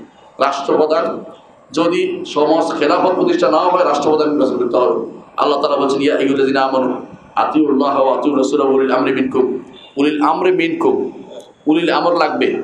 আল্লাহ বলছে আনুগত্য করতে, উলিল আমর না থাকলে আনুগত্য কার করবেন? রাষ্ট্রপ্রধান লাগবেই। দ্বিতীয়ত আল্লাহ বলছেন ফাহকুম বাইনাহুম বিমা আনজালাল্লাহু ওয়া লা তাত্তাবি'উ আহওয়াহুম, তাদের মধ্যে বিচার করুন, আল্লাহ যা নাযিল করেছে তা দিয়ে, প্রবৃত্তির অনুসরণ করবেন। বিচার কে করবে? অর্ডার কার উপর? আপনি করবেন। এই অর্ডার কার জন্য? রাষ্ট্রপ্রধানের জন্য। রাষ্ট্রপ্রধান নাই তো কিভাবে চলবে? রাষ্ট্রপ্রধান লাগবে। আল্লাহ তা আরো বলছে ওয়া আনিহকুম বাইনাহুম বিমা আনজালাল্লাহু ওয়া লা তাত্তাবি'উ আহওয়াহুম, অন্য আয়াতে বলছে তাদের মধ্যে আপনি আল্লাহর বিচার, আল্লাহ যা নাযিল তা দিয়ে বিচার করুন। রাষ্ট্রপ্রধান লাগবে, কোনো সন্দেহ নেই। আল্লাহ তাআলা কোরআনে কারীমে সূরা হাদীদের মধ্যে বলছেন যে আনজালাল হাদীদা ফি বাসুল শাদীদ ওয়া মানাহুল লিনাস, হাদীদ নাযিল করেছে। হাদীদ আর কিছু কোরআনের কথা, অর্থাৎ কোরআন দিয়ে কিছু মানুষ শুদ্ধ হবে, কিছু মানুষ রাষ্ট্রপ্রধান দিয়ে শুদ্ধ হবে। বুঝতে পারছে কথাটা? এইটাও জন্য রাষ্ট্রপ্রধান লাগবেই। রাষ্ট্রপ্রধান নাই, 3 দিন ছিল না, দেশে কি হয়েছে বলেন তো? মানুষ ঘর থেকে বেরোতে পারে না, মানুষ ঘর থেকে বেরোতে পারে না 3 দিনের অবস্থা। চিন্তা করে দেখুন, রাষ্ট্রপ্রধান লাগবেই। এই জন্য রাষ্ট্রপ্রধান ভালো হলে আমাদের হইল, ভালো না হলে আমাদের বিরুদ্ধে গেল, কিন্তু রাষ্ট্রপ্রধান লাগবে। এই জন্য রাষ্ট্রপ্রধান অবশ্যই নির্বাচন করতে হবে। কোনোদিন রাষ্ট্রপ্রধান ছাড়া কোনোদিন আইন বাস্তবায়ন করা সম্ভব হয় না। রাসূলুল্লাহ সাল্লাল্লাহু আলাইহি ওয়াসাল্লাম কি বলেছেন?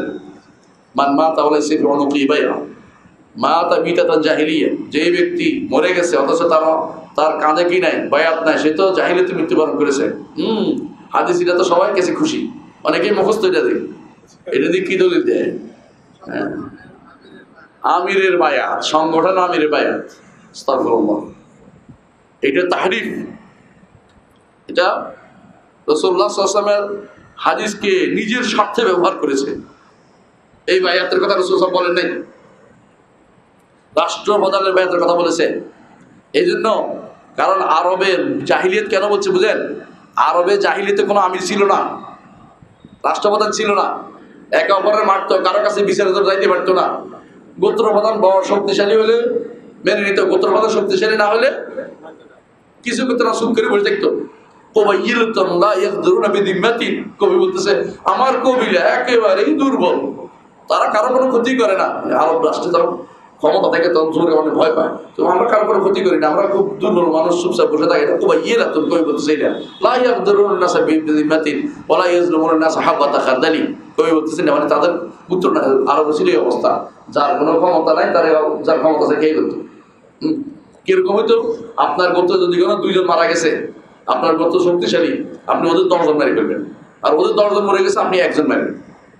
কেন? আপনি শক্তিশালী এই জন্য। এগুলো কেন হয়? কারণ কোনো রাষ্ট্রপ্রধান নেই, এই জন্য। বুঝছেন তো? এই জন্য ওই সময় জাহিলিয়াত চলছিল। রাসূল যে বলেছেন যে ব্যক্তি মারা গেল অথচ কাঁধের মধ্যে কোনো বায়াত নেই, সেই ব্যক্তি জাহিলিয়াতে মৃত্যুবরণ করে। বাস্তব এটা জাহিলিয়াতি অবস্থা ছিল, কোনো রাষ্ট্রপ্রধান ছিল না। আর এখন বানাচ্ছেন এটাকে টেনে এনে কি বানাইছে? আমিরের বায়াত। আল্লাহকে ভয় করুন। এই সমস্ত বই অবশ্যই আপনার পরিবর্তন করুন, যারা এগুলি লিখে রাখছে। আল্লাহকে ভয় করুন। অধিকাংশ দেখি মাশাআল্লাহ আপনাদের সালাফিদের মধ্যে মধ্যে দেখি লেখে, যারা সালাফিরা লেখে তাদেরকে উচিত নতুন করে শিক্ষা গ্রহণ করা। দিন আপনার এই কোনার মধ্যে শিখলে হবে না, দিনকে তার আসল থেকে শিখতে হবে, যেখান থেকে দিন শিক্ষা দেওয়া হয়েছে সব পূর্বপুরুষ। এই জাতীয় বায়াত ইসলামে নাই। অনেকে দেখলাম দলিল দিচ্ছে রাসূলুল্লাহ সাল্লাল্লাহু আলাইহি ওয়াসাল্লাম বায়াত নিছেন কোথায়? বায়াতুল আকাবাত, এটা ধরে নিয়ে গেছে আমিরের বায়াত হয়ে গেছে। এক নম্বর হচ্ছে রাসূল বায়াত নিয়েছেন, তিনি রাসূল হিসাবে। এই বায়াত পরবর্তী আর কেউ নেয় নাই, কারণ তখন রাসূলের কি জন্য? আলাল হিজরত ওয়ান নুসরা, আমি হিজরত করব, তোমরা আমাকে সাহায্য করবে। এই জন্য রাসূল মদিনা যখন গেছেন, যখন যুদ্ধ করতে যাচ্ছেন বদরে, বারবার সাহাবীদের বলতেছেন আশিরু আলাইয়া আইয়ুহান নাস, মানুষ বলো আমি কি করব বলো। মুহাজিররা দাঁড়িয়ে দাঁড়িয়ে বলতেছে যে ইয়া রাসূল, আপনি যেখানে আমরা যুদ্ধ করব। রাসূল কিছু বলে না, বলে বারবার বলতেছে মানুষ বলো, কেন বলবে? এমন সময় দেখে দাঁড়াইছে কে? আনসার মেকদাদ ইবনে আমর বলছে ইয়া রাসূল কান্নাকাত তুরিদুনি, ইয়া রাসূল আপনি মনে হয় আমাদেরকে চাচ্ছেন? তুরিদুনি আমাদের চাচ্ছেন? বলে হ্যাঁ তোমাদেরকে চাচ্ছি, কারণ তোমাদের সাথে আমার চুক্তি হয় নাই, মদিনার বাইরে গিয়ে প্রতিরোধ করার কোনো চুক্তি নাই। তা আমি যে তোমাদেরকে নিয়ে যাচ্ছি মদিনার বাইরে, এটা তো আমার চুক্তির বাইরে যাচ্ছে। তখন তারা ইয়া রাসূল আমরা মুসার কাউমের মতো বলবো না যে আপনি এখানে আমরা বসে থাকবো, আপনি যে যুদ্ধ আপনি আপনার আমরা যে আপনি চাই ডাইনে পাশে চারপাশে যুদ্ধ করবো। রাসূলের মুখ আলোকিত হয়ে গেছে যে আমার আনসার আমাকে সহযোগিতা করবে, তারা এখানে আমাকে সহযোগিতা আমার সাথে থাকবে। তারপর রাসূল সব যুদ্ধে গেছেন, জানতে হবে জিনিসটা কি জন্য, কিসের কাজ করেছে তারা। বায়াতের লাভ শব্দ একটা ফাইসে লাগাই দিচ্ছে যেখানে সেখানে, এটা শরীয়ত অনুমোদন করে না, আপনি লাগাই দিবেন কিনা যেখানে সেখানে। আলা কুল হাল বায়াত থাকবে আমির, এটা রাসূলুল্লাহ সাল্লাল্লাহু আলাইহি ওয়াসাল্লাম বলেছেন। বুঝে আসছে কথাটা? আমিরও নাই, বায়াত হবে করতে গিয়ে আমির ইসলামী নির্বাচন করতে বলা হয়েছে। তিনজন বেরোলে সফরে একজনকে আমির বানতে বলা হয়েছে, তাই না? এখন হাওদারের মধ্যে আমির বানাই ফেলবেন তিনজন একজনকে, না, ইসলামী নীতি না। বুঝে আসছে কথাটা? আপনি এখানে তিনজন একজন আমির বানাবেন, এটা বলে নাই, এই আমির ইসলামে বলে নাই। বুঝে আসছে কথা? এখানে তো আপনার নিজস্ব নীতি আছে, সফরে কেন হারিয়ে যেতে পারেন, কথা না শুনলে একজন একদিকে গেলে সে কাউকে খুঁজে পাবে না, কেউ কাউকে। এখানে তো এর দরকার নেই, এটা আপনার, কিন্তু এখানে রাষ্ট্রপ্রধান লাগবে। রাসূলুল্লাহ সাল্লাল্লাহু আলাইহি ওয়াসাল্লাম বলেছেন, এই জন্য আরো অনেকগুলো হাদিস সবগুলো উল্লেখ করলাম না। ইসলামে 10টা পয়েন্ট বলতে যে ইসলাম অবশ্যই রাষ্ট্রপ্রধান লাগবেই, রাষ্ট্রপ্রধান লাগে। এর মধ্যে আবু বকরের বায়াত, ওমরের বায়াত, ওসমানের বায়াত, আলী কিন্তু স্পষ্ট আমাদের কাছে। এবং রাসূলুল্লাহ সাল্লাল্লাহু আলাইহি ওয়াসাল্লাম একটা দৌলা প্রতিষ্ঠা করেছেন, একটা দৌলা প্রতিষ্ঠা করেছেন। আর সাহাবায়ে কেরামের উপরে ইজমা করেছেন যে রাষ্ট্র প্রতিষ্ঠা করতে হবে। আর যে কারণে রাষ্ট্র প্রতিষ্ঠা করতে হবে, মালা ইতামুল ওয়াজিব ইল্লা বিহি বা ওয়াজিব, যা না করলে ওয়াজিব পূরণ করা যায় না, তা করা ওয়াজিব, শরীয়তে এটা ফরজ। এবং মানুষের যে সমস্যা উত্তরণের জন্য এটা অবশ্যই দরকার। এখন আসেন, আমি যেটা বলতে চাচ্ছি, এটা রাষ্ট্রপ্রধান নির্বাচনের বিষয়টা, রাষ্ট্রপ্রধান নির্বাচন বিষয়টা, এটা কি ফরজে আইন না ফরজে কিফায়া? আমরা একটু আগে বলেছিলাম ফরজে কিফায়া, ফরজে কিফায়া কারা করবে, শর্ত, ইমামতের শর্ত কি, এগুলো কিন্তু আমাদের প্রত্যেকে জানা দরকার, প্রত্যেকের আমাদের জানা দরকার। এটা আমি আগে আলোচনা করার আগে আরেকটা যে আলোচনা করতে চাই, একজন রাষ্ট্রপ্রধানের কাজ কি, ইসলামের দৃষ্টিতে রাষ্ট্রপ্রধানের কাজ কি? ইসলামের দৃষ্টিতে একজন রাষ্ট্রপ্রধানের কাজ হচ্ছে দুইটা।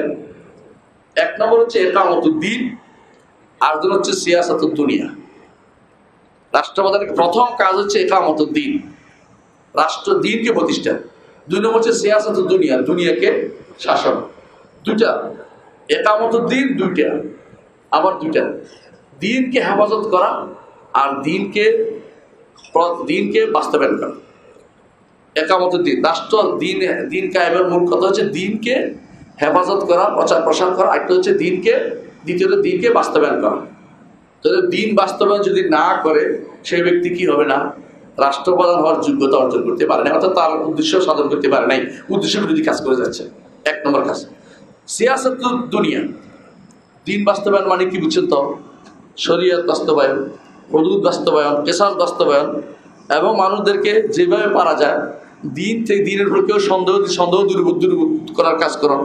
এই যে নারীরা যে সমস্ত নিয়ে আসতেছে, অমুক যে সমস্ত এরা নিয়ে খারাপ জিনিস নিয়ে আসতেছে, এগুলিকে প্রতিহত করা রাষ্ট্রপ্রধানের দায়িত্ব, আমাদের না। আমরা তো লাফালাফি করতেছি কি জন্য? রাষ্ট্রপ্রধানের দায়িত্ব ছিল এগুলো, এটা বোঝা দরকার, তার দায়িত্ব, সে আল্লাহর কাছে ধরা খাবে। তাহলে প্রথমে কি বলছি, দুইটা কাজ। একটা কি বলেন? হেফজুদ দিন, ইকামতুদ্দিন। দুইভাবে, একটা কি দিন সংরক্ষণ করা, হেফাজত করা, আর হচ্ছে এটা দিনকে বাস্তবায়ন করা। দুইটাই লাগবে। দিন বা সংরক্ষণ, আকীদা সংরক্ষণ প্রথম, শরিয়া সংরক্ষণ, বুঝছেন তো? এইটার জন্য ইউনিভার্সিটি প্রতিষ্ঠা, ইউনিভার্সিটিতে লোক দেয়া, সেগুলো তৈরি করা, ছাত্র তৈরি করা, বিভিন্ন দেশ থেকে পড়িয়ে নিয়ে আসা, এগুলি বাস্তবায়ন এগুলি কার দায়িত্ব? রাষ্ট্রপ্রধান দায়িত্ব। তারা ভুল বলতেছে। একামতের দিনের মূল কাজ এগুলি। ব্যক্তিগত একামত দিন করতে পারে না। ব্যক্তি একামত দিন করবে শুধু তার ঘরের মধ্যে। আমি একামতের দিনের দায়িত্ব তো নিচ্ছি, কোন জায়গায় করব? একামতের দায়িত্ব আমার শুধু আমার ঘরের মধ্যে। আলমার একজন মানুষ তার ঘরের রাখাল, একজন মানুষ তার পরিবারের রাখাল, একজন নারী তার ঘরের রাখাল। এইভাবে সমাজের সিস্টেম দিছে। আপনি পরিবারে করতে পারবেন, আমি মসজিদের মধ্যে আপনাদের বলতে পারবো, অথবা আমার ইউনিভার্সিটি আমার ছাত্রদের মধ্যে বলতে পারবো। এর বাইরে আমার দায়িত্ব নাই। কিন্তু একজন রাষ্ট্রপ্রধানের পুরো রাষ্ট্রের দায়িত্ব আছে।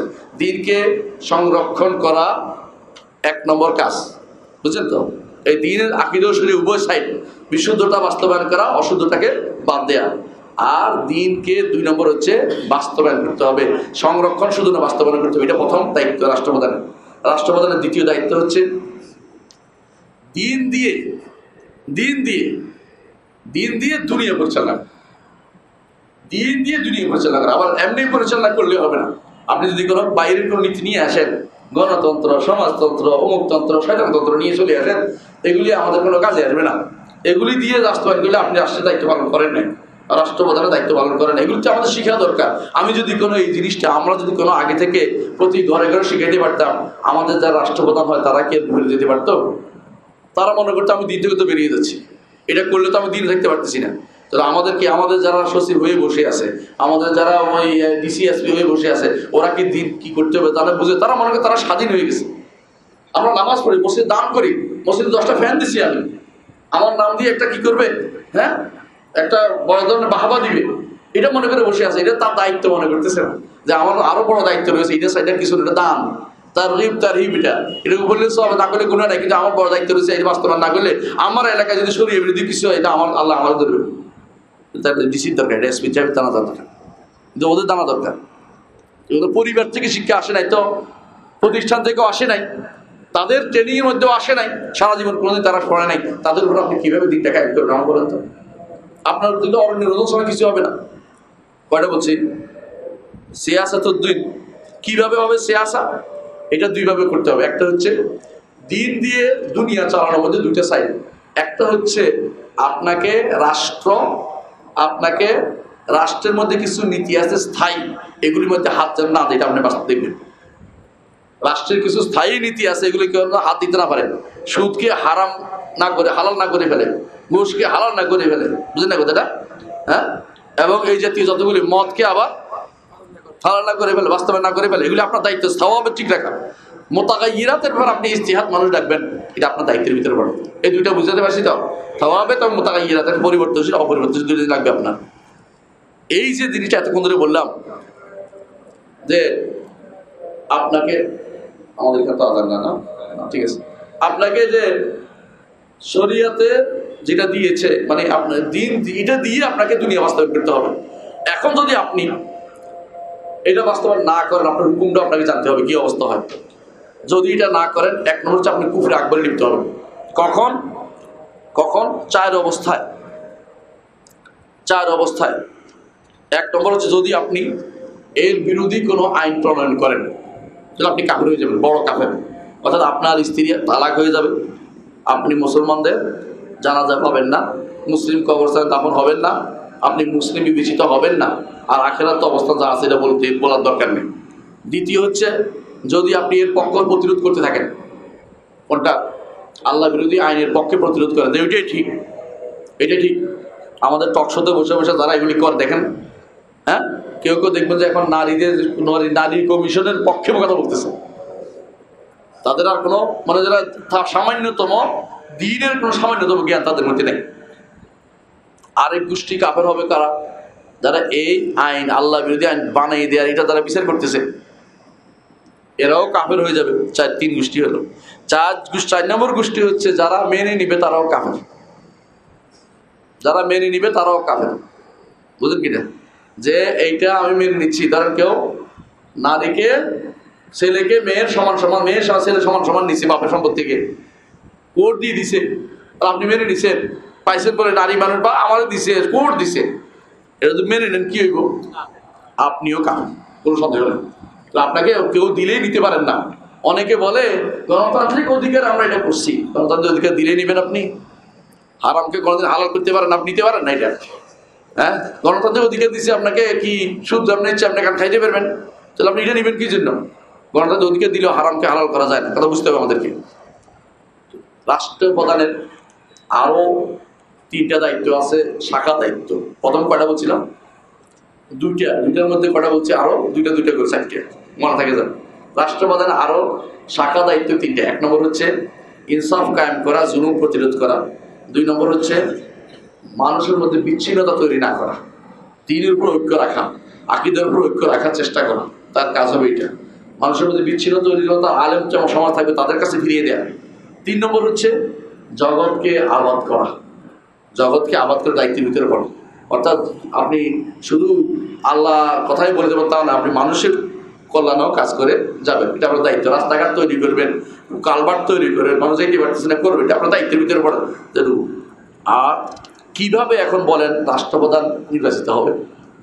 আমি লম্বা করতে পারবো, আমি জানি না কতক্ষণ সময় পার হয়ে গেছে। আসলে তো লম্বা আছে, টাইম আছে ইনশাআল্লাহ, আমি বলতে থাকি, আপনারা শুনেন, কাজে লাগবে ইনশাআল্লাহ। রাষ্ট্রপ্রধানের দায়িত্বে আপনাদের পালন করতে হবে রাসূলুল্লাহ সাল্লাল্লাহু আলাইহি ওয়াসাল্লাম কিভাবে করেছেন সেটা এবং সাহাবা কেরাম কিভাবে সেটা নির্দেশ করেন। রাসূলুল্লাহ সাল্লাল্লাহু আলাইহি ওয়াসাল্লাম বলেছেন, ইক্তাদাউ বিল্লাযাইনি মিন বা'দি আবু বকর ওয়া ওমর। আমার পরে 2 জন আসতেছে, এই 2 জনের অনুসরণ করে চলো। তাহলে বোঝা গেল তিনি তারপরে 2 জন আসবে খলিফা, তিনি বলে গেছেন, তাই না? আবার রাসূল বলেছেন যে আমার সুন্নাত অনুসরণ করো, আমার খলিফাদের সুন্নাত অনুসরণ করো। তো তারপরে খলিফা হবে, রাসূলের ভবিষ্যদ্বাণী আছে। আরো বলেছেন যে আমার পরে 30 বছর খেলাফত থাকবে, তো তারপরে খলিফা তো খলিফা রাসূল বলে। বোঝা গেল খলিফা নির্বাচন করতেই হবে আমাদেরকে। খলিফা কিভাবে নির্বাচন হয়? খলিফা নির্বাচনের 4টা, মোট 2টা এবং 4টা বলতে পারি। 2টা কেন? প্রথমে বলি, 4টা বললে ভালো। 4টা। 1 নম্বর হচ্ছে যে পরোক্ষভাবে বিভিন্ন ইঙ্গিতপূর্ণ কথা থাকবে জনগণের প্রতি। যেমন রাসূলুল্লাহ সাল্লাল্লাহু আলাইহি ওয়াসাল্লামের কাছে এক লোক এসে, এক মহিলা এসে বলে, ইয়া রাসূলুল্লাহ, আমাকে এটা দেন, এটা দেন। রাসূল বলেন যে পরে আসি, আপনি না থাকলে আবু বকরের কাছে। বুঝাইল আবু বকর। তারপরে রাসূলুল্লাহ সাল্লাল্লাহু আলাইহি ওয়াসাল্লাম বলছেন যে আবু বকরকে বলে ইমামতি করতে। কি বুঝাইলেন? কারণ কিন্তু সরাসরি আবু বকর খলিফা বর্ণনা করে তার নাই, এটা সত্য কথা, কিন্তু এটা ইঙ্গিত করে গেছেন এরকম ইঙ্গিতের কোনো খলিফা হয়, বুঝে আসছে। 2 নম্বর হচ্ছে সরাসরি বলে গেছে, যেমন কে ওমরকে আবু বকর খলিফা বানাই গেছে, এটা ইসলামে বৈধ, অবৈধ কোনো কিছু নাই। 3 নম্বর হচ্ছে একাধিক ব্যক্তি থেকে বাছাই করে নিতে একটা উচ্চ কক্ষ আছে, উচ্চ কক্ষ দিয়ে বানাইছে। যেমন বানাইছে কে? ওসমান রাদিয়াল্লাহু আনহুকে 6 জনের মধ্যে থেকে বাছাই করে নিয়ে আসে, একজন কাস্টিং বুট দিয়ে তাকে খলিফা বানিয়েছেন, বুঝছেন তো? আব্দুর রহমান ইবনে আউফ। এর অর্থ হচ্ছে ইসলামে এটাও অনুমোদিত, উচ্চ কক্ষের, সব মানুষের না, গ্রহণযোগ্য ব্যক্তিদের, এটা সব মানুষে একজন বানাবে না, এটা হলো নিয়ম ইসলামের। আর আলী রাদিয়াল্লাহু আনহু বিষয়টা শুধুমাত্র যারা আহলুল হাল ওয়াল আকদ তারা বানাইছে, বাইরের লোকের এখানে হস্তক্ষেপ করে নাই। তো বোঝা গেল এখানে 4 পদ্ধতি ইসলামে আছে। আরেকটা পদ্ধতি ইসলাম আসলে হচ্ছে যদি কেউ জোর করে ক্ষমতা এসে যায় তাকে মেনে নিতে হবে, এটা ইসলামের পদ্ধতি না, এটা মেনে নিতে হবে। ঠিক রাজা হিসাবে যদি কেউ এসে যায় তাকে মেনে নিতে হবে, ইসলাম বলে। ইসলামের পদ্ধতি না হলেও মেনে নিতে হবে ইসলাম। কেন? ইসলামে বলে শুরুতে কোনো কিছু অবৈধ থাকলেও শেষ পর্যন্ত যদি ভালো হয়ে যায় মেনে নিতে হয়, ইসলামের নীতিটা আছে, ইসলামের নীতিটা আছে, কথা বলছেন কিনা? শুরুটা যদিও ভালো না, শেষটা ভালো হইতে হবে, মানে শুরুটা অনেক সময় ঠিক মতো হয় নাই, শেষটা সুন্দর করে দিতে হবে, ইসলামের নিয়ম এটা। ইসলামের মধ্যে এরকম বহু কিছুই আছে, বহু কিছু আছে, আমরা উদাহরণ দিচ্ছি। এই জন্য এই জোর করে ক্ষমতায় গেলেও দুই দেশের শরিয়া মোতাবেক ছাড়া তাকে মেনে নিতে ইসলাম বলেছে। ইসলাম হাদিস বহু আছে, এটার মধ্যে লম্বা, আমি এত হাদিস উল্লেখ করতে পারবো না, সময় নেই, আপনারা বুঝে নেবেন এটা। এখন বলেন কারা বানাবে? কারা বানাবে খলিফা? যে বানাবে, কারা বানাবে খলিফা? বানাবে কারা? এটা নিয়ে আমাদের দেশে যে সিস্টেম, গণতান্ত্রিক সিস্টেমে রাষ্ট্রপ্রধান বানায় কারা? যার একটা ভোট আছে সেই বানায়, যার একটা ভোট আছে সেই বানায়। ইসলাম বলে যে না, ইসলাম বলে যে ভোট দেওয়ার অধিকারী আপনাকে জানতে হবে। যে নামাজ পড়ে না সে ভোটার হইতে পারবে, সোজা কথা। যদি সে যে যোগ্য এটা প্রমাণিত হয়ে মসজিদে আসে, ইমাম সাহেব বলবো যে লোকটা যোগ্য, নামাজি মানুষ, যে নামাজ পড়ে না সে ভোট পাবে। নামাজ পড়ে ইমানদাররা ভোট কেমন পাবে? বুঝেন না কথাটা? অন্তত জাহিরুস সালাহ বলে এটাকে, প্রকাশ্যে সে ভালো, এরকম ব্যক্তি হতে হবে। বুঝে আসছে কথাটা? রাষ্ট্রপ্রধান ইমানদার হতে হবে, রাষ্ট্রপ্রধান, বুঝছেন, ইমানদার হতে হবে। যারা ভোট দিবে, এদের আগে কথা বলি, ভোট দিবে যে সেও ইমানদার হতে হবে এবং তার বিবেক থাকতে হবে, পাগল না, অকল্পগ্রস্ত না, পুরুষ হতে হবে। এটা বললে তো কইবে হ্যাঁ নারীদেরকে একপাশে করা হয়েছে না, নারীদেরকে আল্লাহ আল্লাহ আল্লাহ তাআলা বলছে ওকারনা ফি বুয়ুতিকুন্না, ঘরে থাকো। নারীদেরকে এই নির্বাচনে অংশগ্রহণ করতে অনুমতি দেওয়া হয়নি। নিজেও হতে পারবে না, কাউকে ভোটও দিতে পারবে না।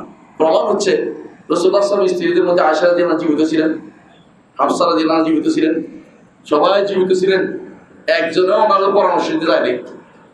না আবু বকরের সময়, না ওমরের সময়, না আলীর সময়, না ওসমানের সময়, কোনো সময় এর বড় যায় না। কারণ তারা জানে যে এইটা এই জায়গাতে তাদের অ্যাক্সেস নাই, তারা হইতেও পারবে না, দিতেও পারবে না। এখানে শুধুমাত্র বিশেষ লোকেরাই শুধুমাত্র ভোট দিতে পারবে, অন্যেরা এই ভোট দিতে পারে না। এটা নিয়ম নয়, নিতেও পারবে না, দিতেও পারবে না। তাহলে ভোট আহলুল হাল্ল ওয়াল আকদ সম্পর্কে আমাদের জানতে হবে। দেখেন আহলুল হাল্ল ওয়াল আকদ একটা ভোট, এত বড় ভোট কেন? তার শর্তগুলি আমাদের জানা দরকার, কারা হইতে পারবে। আমি যদি কোনো ছোটকাল থেকে এই জিনিসটার মানুষকে জানা দিতে পারতাম, জ্ঞান দিতে পারতাম মানুষদেরকে, তাহলে মানুষ কি আহলুল হাল্ল একটা ভোটার হওয়ার জন্য অন্তত নামাজ মুসলি আসতে হবে। আমি বলছি এটাই।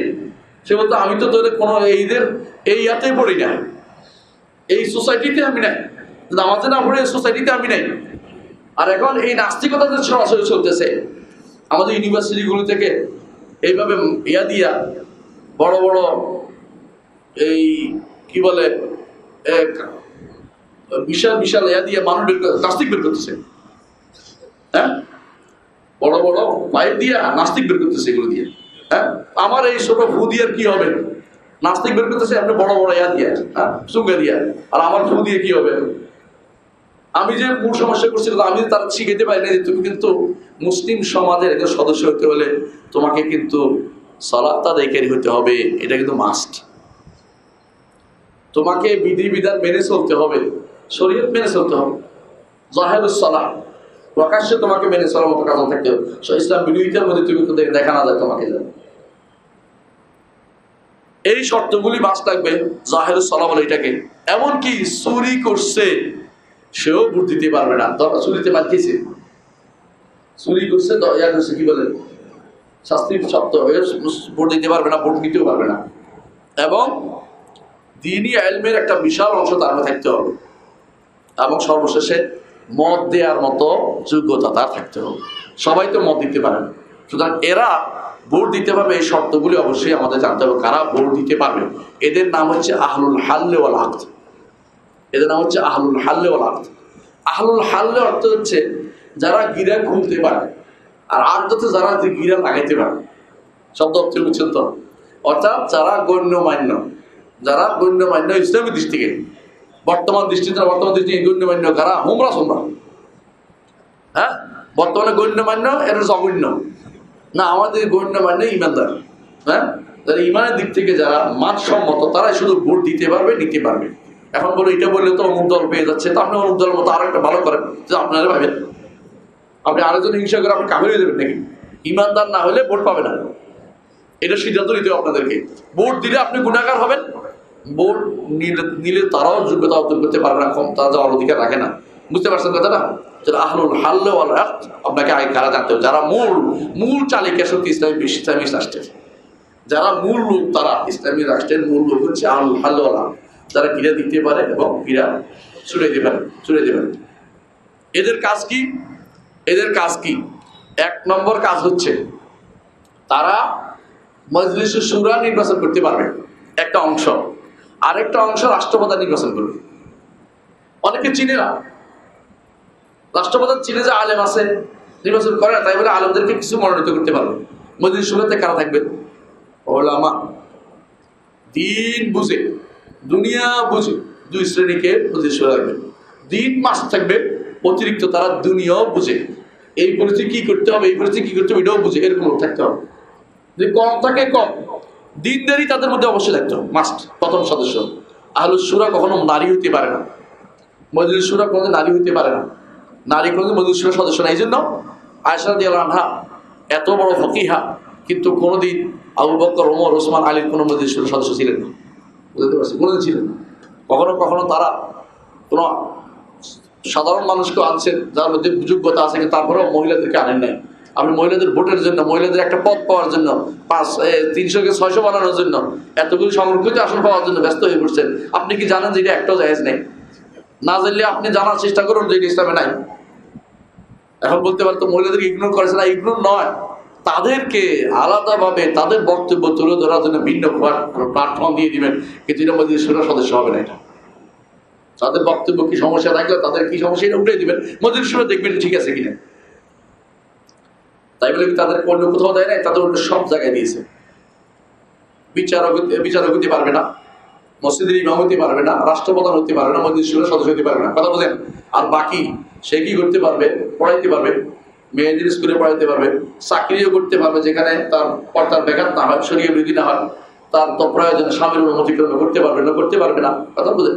তাহলে বোঝা গেল যেখানে ব্যবসা করতে পারবে সে শরীয়তে নিষেধ না, যদি কোনো শরীয় মোতাবেক সে চলতে পারে এবং তার সেখানে হুরমত লঙ্ঘিত না হয়, শরীয় কোনো কিছু পরিবর্তিত না হয়, তো সে করতে পারবে, নিষেধ নাই শরীয়তে। কারণ আমাদের মা খাদিজা রাদিয়াল্লাহু আনহা তিনি ব্যবসা করতেন, তবে তিনি কি বাজারে গেছিলেন না একা একা ঘুরে বেড়াইছেন কোথাও? আজ যারা মাঝে মাঝে দেখবেন দুই একজন খুব বড়াই করে বলে আমাদের মা তিনি তো ব্যবসা করেছেন, তুমি ব্যবসা করেছো, তোমার মতো ছিল? তোমার মতো হ্যাংলামি করছে, দুনিয়া হাঁটে বেড়াইছে, পুরুষের সাথে যেখানে সেখানে বসে আসছিল। এই চিন্তা তো আমাদের মায়েদের ছিল না। তোমরা তো যুগ শৈলী তো ইউরোপিয়ানদের থেকে আনছো, কাফেরদের থেকে নিয়ে আসছে চিন্তা ভাবনা। তাহলে এক নম্বর কাজ হচ্ছে তারা কি করবে? মসজিদ শুরুর একটা অংশ তারা নির্বাচন করবে, আরেকটা অংশকে নির্বাচন করবে রাষ্ট্রপ্রধান নিজে বাছাই করে নিতে পারবে আলেমদের থেকে, যে তাদেরকে কেউ চিনে না, এমনি চিনছে যে এরা যোগ্য, তারা তাদের থেকে একটা অংশ নিয়ে নিতে পারবে, তার যোগ্যতা আছে এটা। দ্বিতীয়ত তারা কি করবে? খলিফার জন্য নির্বাচন করতে পারবে, সরাসরি করতে পারবে অথবা মজলিসে করতে পারবে। বায়াত তারা অনুষ্ঠিত করতে পারবে, বায়াত নিতে পারবে, বায়াত তাদের থেকে বায়াত নেবেন কে? খলিফা। দ্বিতীয় হচ্ছে তারা প্রয়োজনে বাছাই করতে পারবে, খেলাফতে যারা খলিফা হওয়ার যোগ্য তাদের মধ্যে তারাই বাছাই করে নিতে পারবে। যেমন বাছাই করছে কে? 6 জনে বাছাই করছে, একজন 3 জনে করছে ওসমান, 3 জনে করছে আলী। বুঝছেন কথাটা? তো আব্দুর রহমান ইবনে আউফ তখন এক পক্ষে গেছেন, ওই পক্ষে পাশ করে গেছে, বুঝছেন তো? জি। আর তারা বায়াত যে বেশি উপকারী তার হাতে বায়াত করতে পারবেন। এমনকি সর্বশেষ তারা এই রাষ্ট্রপ্রধানকে বরখাস্ত করতে পারবে, এই ক্ষমতা রাখে। বুঝলেন কথাটা? বরখাস্ত করার নিয়ম কখন করবে সেটা বলতেছি, কিন্তু বরখাস্ত ক্ষমতা রাখে, তাদের হাতে এটা আছে। কিন্তু আহলুল হারদের সদস্য কয়জন হবে এটা ইজতিহাদের বিষয়। রাষ্ট্র অনুসারে, জনগণ অনুসারে যেখানে যেটা প্রয়োজন সেখানে সেটা বাস্তবায়ন করতে পারে। এই ইজতিহাদের জায়গা আছে এখানে, যে আমি এখানে 100 জন নেবো বা 200 জন নেবো, 500 জন নেবো, 600 জন নেবো, বা আমি ভাগ করে নেবো, অঞ্চল ভিত্তিক নেবো, অথবা আমি মানুষ ভিত্তিক নেবো, ভিত্তিক নেবো। এটা হইতে পারে যে আমরা এই মতে যারা বিশ্বাসী আমরা এইটাতে নিচ্ছি, সুন্নিদের থেকে এতগুলি, শিয়াদের থেকে এটা নিয়ে, শিয়াদের কোনো জায়গা নেই, জায়গা দিয়ে তাদেরকে পরিচিত কোন জায়গাতে তাদের পক্ষ থেকে তারা যে কেউ বলে। আর অন্যরা কি অন্যান্য কাফেররা আছে তাদের পক্ষ থেকে আলাদা ছোট নিম্ন কক্ষ হইতে পারে, উচ্চ কক্ষে কোনোদিনে আকীদা নষ্ট অথবা ঈমান নষ্ট অথবা শরীয়ত বিরোধী এরকম কাউকে অথবা ইসলাম বিরোধী কোনো কাউকে সেখানে জায়গা হবে না। সোজা কথা, এটা স্থায়ী বডি, ইসলাম রাষ্ট্র স্থায়ী বডি কোনো পরিবর্তন হইতে পারে না। কথা বলছেন? হ্যাঁ, একজন মরে গেলে একটা জায়গা হবে, কে নিবে? তখন সে আবার যোগ্যতার ভিত্তিতে আসবে, ইসলাম এবং আকীদা শরিয়া মেনে চলে এরকম লোক থেকে যোগ্যতার ভিত্তিতে আসবে। ইমামের কি, একজন রাষ্ট্রপ্রধানের কি যোগ্যতা থাকতে হবে? মুসলিম হতে হবে, প্রাপ্তবয়স্ক হতে হবে, বিবেক থাকতে হবে, স্বাধীন হতে হবে, পুরুষ হতে হবে, দ্বীনের পর্যাপ্ত জ্ঞান থাকতে হবে, পর্যাপ্ত। আমরা আলেম বানাচ্ছি না এখন, কাউকে বলি না আলেম, পর্যাপ্ত জ্ঞানী হতে হবে, দ্বীন সম্পর্কে জানে, অযোগ্য নয়, একেবারে দ্বীন সম্পর্কে কিছু বুঝে না। আমাদের লোকেরা তো নামাজ পড়তেও জানে না, নামাজ পড়তে জানে না, নামাজ পড়তে জানে আমাকে প্রতিদিন যেটা লাগে 5 বার, হ্যাঁ এইটাতে পারে না। আমরা এরপর উপরটা কি করবো? ওরা 3 সময় কি বুঝবে দেন? তারপরে ন্যায় পরায়ণ হতে হবে এবং শারীরিকভাবে যোগ্য, জোর অর্থাৎ সাহসী হতে হবে এবং শরীয়ত বাস্তবায়নের মতো নিতে পারবে, ভার নিতে পারবে, যে কোনো মূল্যে আল্লাহর শরীয়তকে বাস্তবায়ন করবো। এবং শারীরিক যোগ্যতা, মানসিক যোগ্যতা সম্পন্ন হতে, মানসিক যোগ্যতা থাকতে হবে। আর এইটার জন্য পাগল হওয়া যাবে না। যদি মাসলাহাত না থাকে যে আমি পাওয়ার জন্য আমাকে দিতে হবে, এরকম না। হ্যাঁ, তিনি চাইবেন তো যাকে যোগ্য মনে করে দেবেন, জোর করে নেওয়ার মতো মানুষ না থাকবে, তো মানুষ নির্বাচন করে, ঠিক আছে। এখন বললাম, সংক্ষেপ শেষ করবো, ইনশাআল্লাহ বিদেরি করবো না, যে একজন রাষ্ট্রপ্রধানের দায়িত্ব তো আমরা বলেছি না কি করতে হবে? রাষ্ট্রপ্রধানের দায়িত্ব। রাষ্ট্রপ্রধানের দায়িত্ব আদায়ের পরে যেটা থাকে সেটা হচ্ছে রাষ্ট্রপ্রধানের আরও কিছু দায়িত্ব আছে। এটা হলো সম্পদ আয় আহরণ করা ও সম্পদ ব্যয় করা, যেটা কথা আমি ইঙ্গিত করেছিলাম। সম্পদ কোত্থেকে আয় করতে হবে? ইসলাম বলছে যাকাত, খারাজ, জিজিয়া, অসুর, কানায়, ফ্লাই এবং বিভিন্ন যেগুলো বর্তমানে বিভিন্ন যে সমস্ত এগুলো সম্পদ আয় করবেন, ব্যয় করবেন কোথায়? ব্যয় করবেন বিচারক, মুসলিমদের ইয়াতে লেখাপড়ায়, এবং তাদের ব্যয় করবেন তাদের বিভিন্ন রাষ্ট্র পরিচালনা বিভিন্ন খাত ব্যয় করতে পারবেন। এমনকি যেখানে নসিহত হচ্ছে এটা মজলিসগুলোতে পেশ করতে পারবেন, এবং এটার জন্য তিনি মজলিসগুলো রাখতে পারবেন। তার হক কি? তার অধিকার তো জানলেন, যেটা কী করবে জানেন। তার হক হচ্ছে তাকে আনুগত্য করতে হবে, তার আনুগত্য করা ফরজ। তবে এই আনুগত্য মোতলাক না, অর্থাৎ নিঃশর্ত না। এই আনুগত্য শর্তযুক্ত, অর্থাৎ যতক্ষণ সে আল্লাহ রাব্বুল রাসূলের কথা শুনে ততক্ষণ তার আনুগত্য শুনতে হবে, মানতে হবে। শরিয়া বিরোধী কিছু হলে মানা যাবে না, বুঝছেন তো? দ্বিতীয় তার কর্তব্য হচ্ছে তার সাহায্য করা, তাকে সাহায্য করতে হবে। 3 নম্বর কর্তব্য হচ্ছে তার প্রতি কল্যাণকামী হতে হবে, কল্যাণকামিতা। 4 নম্বর শর্ত হচ্ছে সে যদি কোনো সম্পদ চায়, রাষ্ট্র পরিচালনা পারে না, তখন অতিরিক্ত সম্পদ তাকে দিতে হবে, একটা অংশ দিতে হবে। আর 5 নম্বর হচ্ছে যে যতক্ষণ পর্যন্ত সে যোগ্য আছে তাকে পরিবর্তন করা যাবে না। 5 বছর 10 বছরের সিস্টেমটা আসলে সুন্দর না। কেন সুন্দর না? একজন 5 বছর খাইছে, আরেকজন এরপরে এসে আবার খাওয়া শুরু করে দেয়, এরপর তাড়াতাড়ি করে আবার যে 5 বছর মতো আমি থাকতেই পারবো না, যত পারি তত বিদেশে পাচার করি। এটা খুবই খারাপ জিনিস। কি কি কারণে একজন রাষ্ট্রপ্রধান থাকতে পারবে না ইসলামী রাষ্ট্রে? 1 নম্বর কারণ হচ্ছে যদি কাফের হয়ে যায়, মোরতাদ হয়ে যায়। 2 নম্বর হচ্ছে সালাত ত্যাগকারী হলে, এবং সালাত ত্যাগকারী তার কোনো গুরুত্বহীন হলে। 3 নম্বর হচ্ছে আল্লাহর বিধান ব্যতীত রাষ্ট্র পরিচালনা করলে সরাসরি তার অধীনে হচ্ছে, এটা এক কথা, তিনি পরিচালনা করছেন এক কথা। 4 নম্বর হচ্ছে যদি তিনি এমন পর্যায়ে ফাসেক হন যে মানুষ তার ফাসেক ফাজে জালেম হন, যে মানুষ দুর্বিষহ হয়ে মানে মানুষ পারতেছে না চলতে, তখন তার থাকবে না, কি রাষ্ট্রপ্রধান হওয়ার যোগ্য থাকবে না। 5 নম্বর হচ্ছে যে সে যদি কোনো মানুষের কর্মকাণ্ড পরিচালনা করতে বাধা দিয়ে রাখে। 6 নম্বর হচ্ছে যদি কোনো তার যোগ্যতা ছিল যোগ্যতাগুলি হারিয়ে ফেলে। আমি শেষ করে দিচ্ছি, এখন বলেন, শেষ করে দিচ্ছি কথা, 1 বেশি গেছে। মানুষ যদি বললেন তো এতক্ষণ যে তাকে বাদ দিতে হবে, তাকে বাদ দেওয়ার তো সিস্টেম আছে না? আপনাদের কিছুদিন আগে বিশাল বিশাল কাজ করে ফেলছেন, মাশাআল্লাহ, তাই না? আসলে কি এটা শরীর নীতির ভিতরে পড়ে? কিন্তু যে ওই দিন হবে যেদিন সরকার পড়ে গেছে, সেনাবাহিনী যেদিন সরকারকে ছেড়ে দিয়েছে সেদিন সরকার পড়ে গেছে। কারণ একটা বাহিনীর উপর সরকার টিকে থাকে, সেদিন থেকে শুধুমাত্র আপনাদের সরকার বৈধ। এই বর্তমান, এর আগের ওই সরকারে ছিল, এই সরকার আসার আগ পর্যন্ত, কথা ঠিক না? ঠিক আছে, বুঝতে হবে জিনিসটা। একজন রাষ্ট্রপ্রধানকে পরিবর্তনের কয়টা সিস্টেম? একটা হচ্ছে নিজে তিনি চলে যাবেন। 2 নম্বর হচ্ছে তাকে জোর করে ক্ষমতা থেকে নামানো হবে। এতে ফেতনা বেশি, এতে সমস্যা বেশি। যদি ফেতনার চেয়ে লাভ বেশি হয়, যতটুকু ক্ষতি হয়েছে তার থেকে লাভ বেশি হবে, এরকম শিওর থাকে, তাহলে শুধুমাত্র তাকে সরানো যায়। কথা বলছেন কি? যদি তিনি অযোগ্য হয়ে যান, বুঝতে হবে। আর 3 নম্বর হচ্ছে যে তার সাথে অসহযোগ করে যদি আপনি বেরোতে পারেন, তাকে কামাইতে পারেন, তাহলে সেটা করতে পারবেন। কথা বুঝছেন? রাষ্ট্রপ্রধানের বিরুদ্ধে বের হওয়ার বিধান কি? সরাসরি তার বিরুদ্ধে আপনি বের হলেন, ইসলাম এটা কোনোভাবেই অনুমোদন করে না। এক দলকে বলে বাগী, কি বলে? বাগী, যারা নিজের অধিকার আদায়ের জন্য রাষ্ট্রপ্রধানকে নেমে যেতে বলে। এই জন্য ওসমান রাদিয়াল্লাহু বিরুদ্ধে যারা দাঁড়িয়েছে ওদের কি বলে? বাগী। কেন? তারা নিজস্ব অধিকার আদায়ের জন্য মুসলিম বিশ্বের সবাইকে জলাঞ্জলি দিয়ে দিচ্ছে, ওসমান রাদিয়াল্লাহু হত্যা করে দিচ্ছে। আপনি একটা গোষ্ঠীর অধিকারের জন্য রাস্তা আটকাই দিলেন যে আমাদের এই মাদ্রাসা বাস্তবায়ন না করলে, সরকারি না করলে আমরা এখান থেকে কাউকে যেতে দিব না। এইটার জন্য আপনি এটা করতে পারেন না, এটা ইসলাম বলে না, এটা অনুমোদিত নয়। রাষ্ট্রীয় কোনো অধিকার পাওয়ার জন্য আপনি রাস্তা আটকাই দিবেন, শরীর বলে না। রাষ্ট্রীয় সবার অধিকার হলে এক কথা, ব্যক্তিগত বা গোষ্ঠীগত অধিকার আদায়ের জন্য আপনি কোনোদিন রাস্তা বন্ধ করতে পারবেন না, মানে এটা বাগী হয়ে যায়, এটা বাগওয়াতের ভিতরে পড়বে। 2 নম্বর হচ্ছে খারেজি, খারিজি কারা? তার মতের বিরুদ্ধ, বুঝছেন, ভিন্ন দল, সে ভিন্ন একটা তাবিল নিয়ে আসছে কি জন্য, যে ওরা মেরে ফেলতে হবে, ওরা কাফের হয়ে গেছে ইত্যাদি ইত্যাদি। এইটা ইসলাম অনুমোদন করে না, খারিজি বানাই ফেলা ইসলাম জায়েজ নেই। 3 নম্বর হচ্ছে যে সত্যি সত্যি তাদের বিরুদ্ধে যুদ্ধ নেমে গেছে, রাষ্ট্রপ্রধান তার বিরুদ্ধে যুদ্ধ করবে, এটাই নিয়ম। এরকম হয়েছে কোথায়? হাজ্জাজ ইবনে ইউসুফ যুদ্ধ করছে না?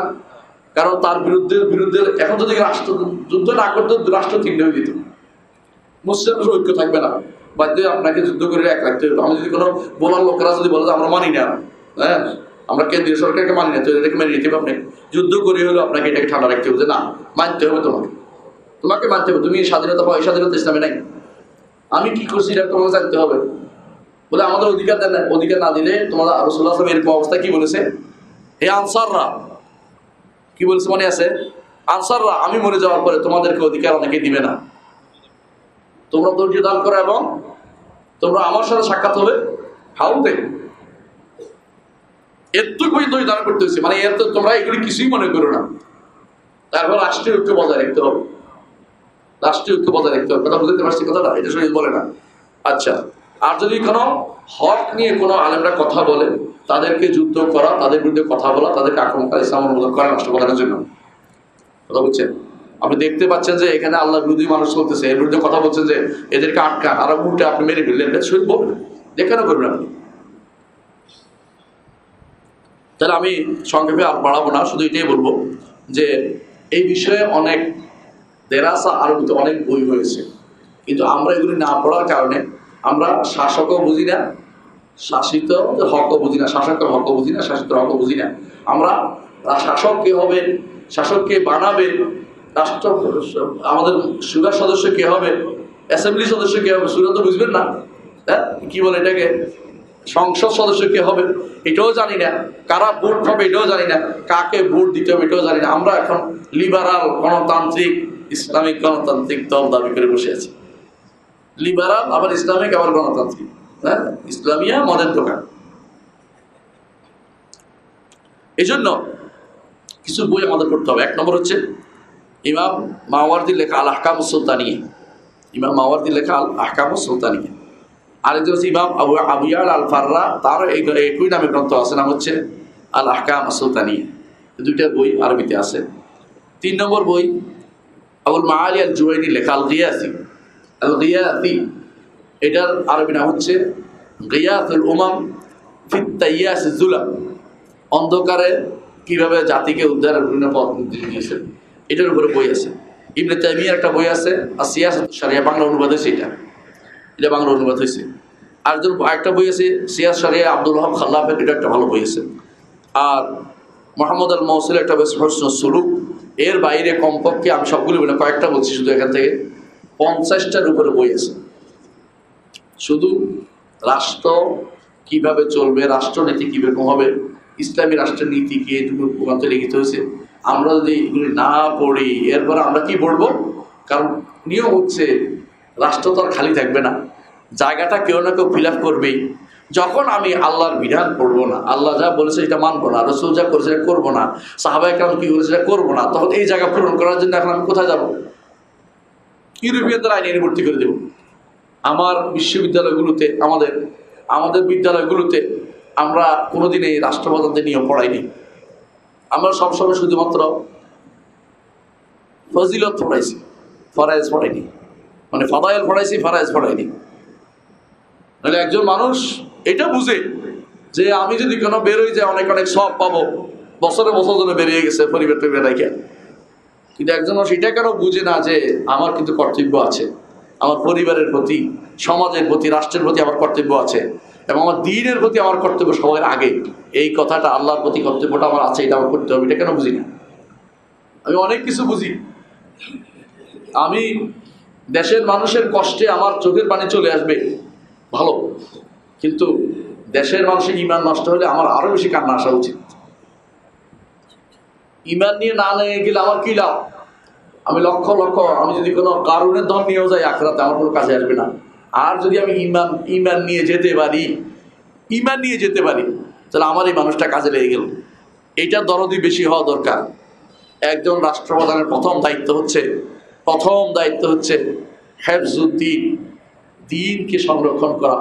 আর দ্বিতীয় দায়িত্ব হচ্ছে দিনকে বাস্তবায়ন করা। আর এটা হচ্ছে শুধু হেফজুদ্দিনের মধ্যে। আর দ্বিতীয়টা হচ্ছে একামতুদ্দিন অন্তর্ভুক্ত, এটা একামতুদ্দিন রাষ্ট্র দিন প্রতিষ্ঠানের মধ্যে। আর দিন দিয়ে দুনিয়া চালানো সেটা একটা রাষ্ট্রপ্রধানের দায়িত্ব। আমি যা ইচ্ছে তা নিয়ে আমি দুনিয়া চালাতে পারি না, এটা আমাদের জানতে হবে। এটা যদি না জেনে আমি নিজেও এক ভুল করবো, যে যাবে সে ভুল করতে থাকবে, তখন তার কাছে তখন মনে হবে এটা তো ভালো। কিন্তু ভালো, আমি আগেই বলেছিলাম, মানুষ যখন বিপর্যস্ত হয় তখন যেটা ভালো নয় এটাকে ভালো মনে করে। তার কাছে তো ভালোর জ্ঞান নেই। আমার মনে পড়ে একজনকে মদিনাতে পেয়েছিলাম, মসজিদ নববীতে। তিনি কোনো এক দলের নেতা, বড় নেতা। তো উনি একটু বলছে যে উনি তো সালাফি মানুষ। আমার একজন পরামর্শ দিলাম, তো সালাফি তো খোঁজ নেই। যাই বললাম যে আপনি তো সালাফি মানুষ, দেশে গিয়ে অন্তত একটা কাজ করবেন, আপনার লোকদেরকে আল্লাহ সম্পর্কে আকিদা শুদ্ধ করে দেবেন। বলতে আমাদের আল্লাহ সম্পর্কে আকিদা শুদ্ধ না থাকলে আমরা এত বড় ইসলামের কাজ করিনি। হ্যাঁ, উনি কি বলেন এটা? তাই বললাম যে ধরুন আল্লাহ সম্পর্কে একটা আকিদা, কিন্তু আল্লাহ সব জায়গায় না, আল্লাহ কিন্তু আশের উপর। আপনি কি বলেন, আশের উপর জায়গায় হয়ে গেল না? যদি খাঁটি সালাফি, উনি এলাকা থেকে নির্বাচিত হয়ে আসে, আপনি আল্লাহকে আশের উপর বলে এক জায়গায় দিয়ে দিলেন না। সব জায়গায় দিলে আর আল্লাহর কোথাও দেওয়া হচ্ছে না, এক জায়গায় দিলে সমস্যা, বুঝছেন তো? আশের উপর বললে সমস্যা হয়ে যাচ্ছে। তিনিও কিন্তু সালাফি। সালাফির মধ্যেও বহুত রকম সালাফি আছে, দেখলাম, নিজের চোখে দেখছিল, বলতাম না এটা।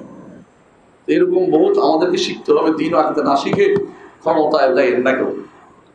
এই জন্য সলফে সালেহীন সবসময় একটা কথা বলতেন, তখন কাহু কবলা তুসাওয়াদু, নেতা হওয়ার আগে জ্ঞান অর্জন করো, নেতা হওয়ার আগে দিনের গভীর জ্ঞান অর্জন করো। নেতা হওয়ার পরে তোমার অহংকার আসবে, আরেকজন করে শুনবে না, তখন তুমি কি করবে? বিবেক দিয়ে ওর তাড়ায় থাকবা, প্রয়োজনে তার শাসায় থাকবা, প্রয়োজন তার দোকান কথা বলা বন্ধ করে দিবা। নেতা হওয়ার পর তার মধ্যে কি আখাজাত রয়েছে, তুমি অহংকারী হয়ে যাবে, কথা বলবে না। এরকম বড় নেতা এখন দেখতে পাচ্ছি আমরা, হারাম বললে খেপে যায়। ওর নেতারা তো আরো খেপে যায়, আমার তো 5,000 দেশে পাঠিয়ে দেয়, ওর অনুসারীরা আরো খেপে যায়। কোনো কিছু হারাম বলে ওরা খেপে যায়, তা হারাম করতেছে, আমি হালাল বলবো কি করে? এই জন্য দিনকে আগে শেখা দরকার, তারপরে দিনকে বাস্তবায়ন করবেন। দিনকে শিখা দরকার, শিখানোর ব্যবস্থা করেন। এই জন্য মসজিদে হারাকা তৈরি করেন। শাইখুল ইসলাম মোহাম্মদ আব্দুল্লাহ রহমতুল্লাহ আলী, তিনি যে দাওয়াতে সিলসিলা রেখে গেছেন, মাঝখানে সৌদি সরকার ক্ষমতা ছিল না, জানেন আপনারা। আলে রশিদ ক্ষমতা ছিল। আলে রশিদ যখন মালিক আব্দুল আজিজ রহমতুল্লাহ আলী কুয়েত থেকে আবার গেলেন, গিয়ে তিনি জিজ্ঞাসা করলেন, মোহাম্মদ ইব্রাহিম, ওনার নানা হইতো বংশে, আপনি আমার জন্য কি করেছেন? বলছে, আমি 30 বছর তোমার জন্য লোক তৈরি করছি।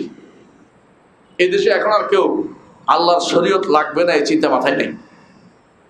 মসজিদে ঢুকে গেছে, দিন শিখিয়ে দিছি মানুষদেরকে।